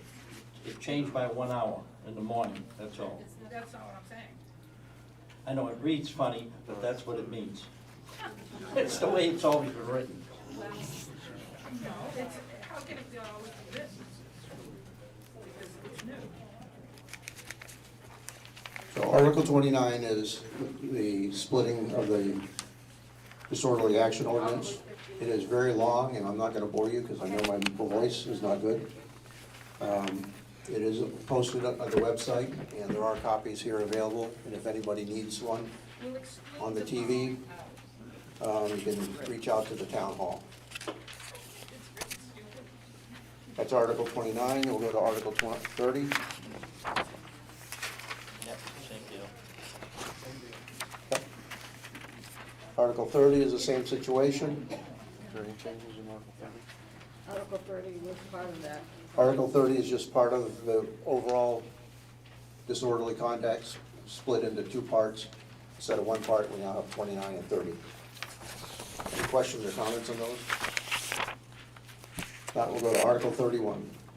By petition, estimated tax impact, 1 cent, to see if the town of Ashland will vote to raise and appropriate the sum of $3,000 for the fiscal year 2024 to 2025 to support Voices Against Violence, a nonprofit crisis center and shelter providing emergency shelter, court, and hospital accompaniment and general support to women, men, and children who are victims of domestic and sexual violence, stalking, human trafficking, and bullying.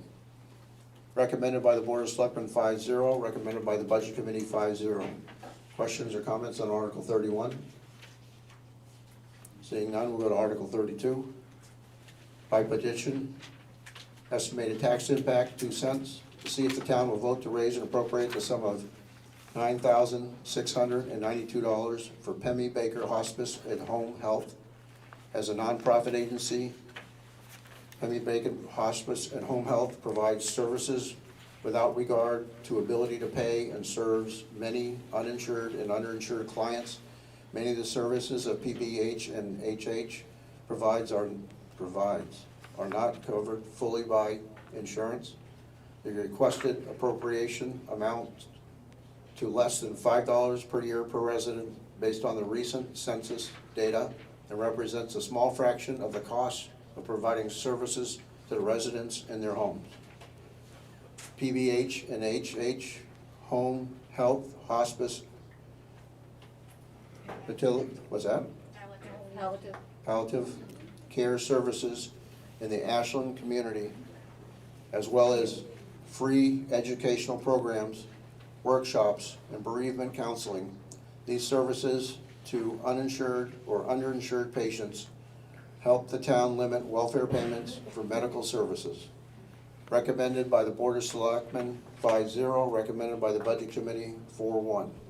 Any questions or comments on Article 32? Seeing none, we'll move to Article 33. By petition, estimate tax impact 3 cents.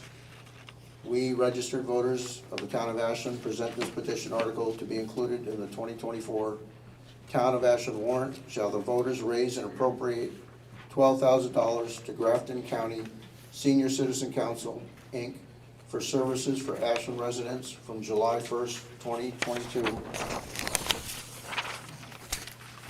to June 30th, 2023. Grafton County Senior Citizens Council, Inc. provided services for 139 Ashland residents, and Service Link provided services to 29 residents. These services included nutrition, transportation, outreach support, Service Link support, and more. The cost of providing these services was $128,153.42. Recommended by the Board of Selectmen 5-0, recommended by the Budget Committee 5-0. Questions or comments on Article 33? Seeing none, we'll go to Article 34. Estimated tax impact 0. To raise and appropriate the sum of $1,250 for Transport Central to provide rides for qualified Ashland residents to medical appointments. Recommended by the Board of Selectmen. There's no vote listed here. Recommended by the Budget Committee 5-0. Any questions or comments on Article 34? Seeing none, we'll move to Article 35. By petition, estimated tax impact 1 cent. To see if the town of Ashland will raise and appropriate funds totaling $3,500 for Lakes Region Mental Health Center for the delivery of high-level access to mental health care. In addition to comprehensive mental health services, residents have 24/7 access to the LRMHC Mobile Crisis Response Team that will report to a mental health emergency wherever the individual is located, whether that be home, work, school, or elsewhere in the community. Services are provided to anyone in need, regardless of their ability to pay. LRMHC is designated by the state of New Hampshire as a community mental health center servicing Belknap and southern Grafton counties. LRMHC served 3,622 children, families, adults, and elders in fiscal year 2023. 54 were Ashland residents. LRMHC provided $8,556 of charitable care to Ashland residents. Recommended by the Board of Selectmen 5-0, recommended by the Budget Committee 4-1. Questions or comments on Article 35? Seeing none, Article 36. Shall the town vote to raise and appropriate the sum of $5,000, tax impact of 1 cent, for the purpose of supporting hospice care, nursing, therapy, and aid care to homebound residents who are at medical or social risk, and immunization services. Recommended by the Board of Selectmen 5-0, recommended by the Budget Committee 4-1. Questions or comments on Article 36?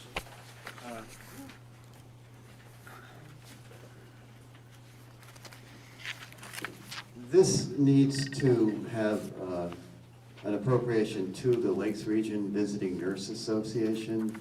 I understand they didn't write the article correctly, but that's where the money is supposed to go. I mean, the petitioners didn't write the article correctly. Is Article 36? Yes. They changed. Yeah, Changed. right, right, it has to go somewhere.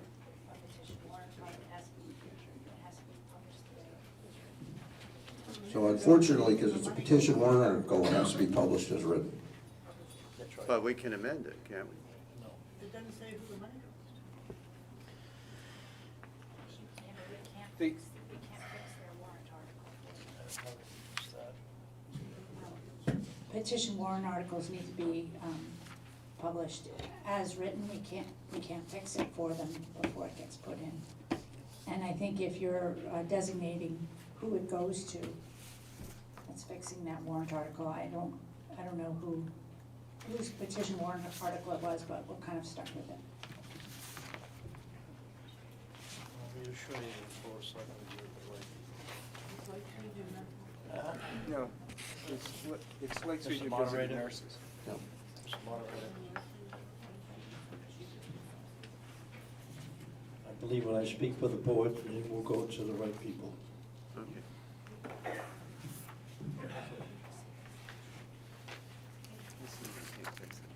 Anything else on Article 36?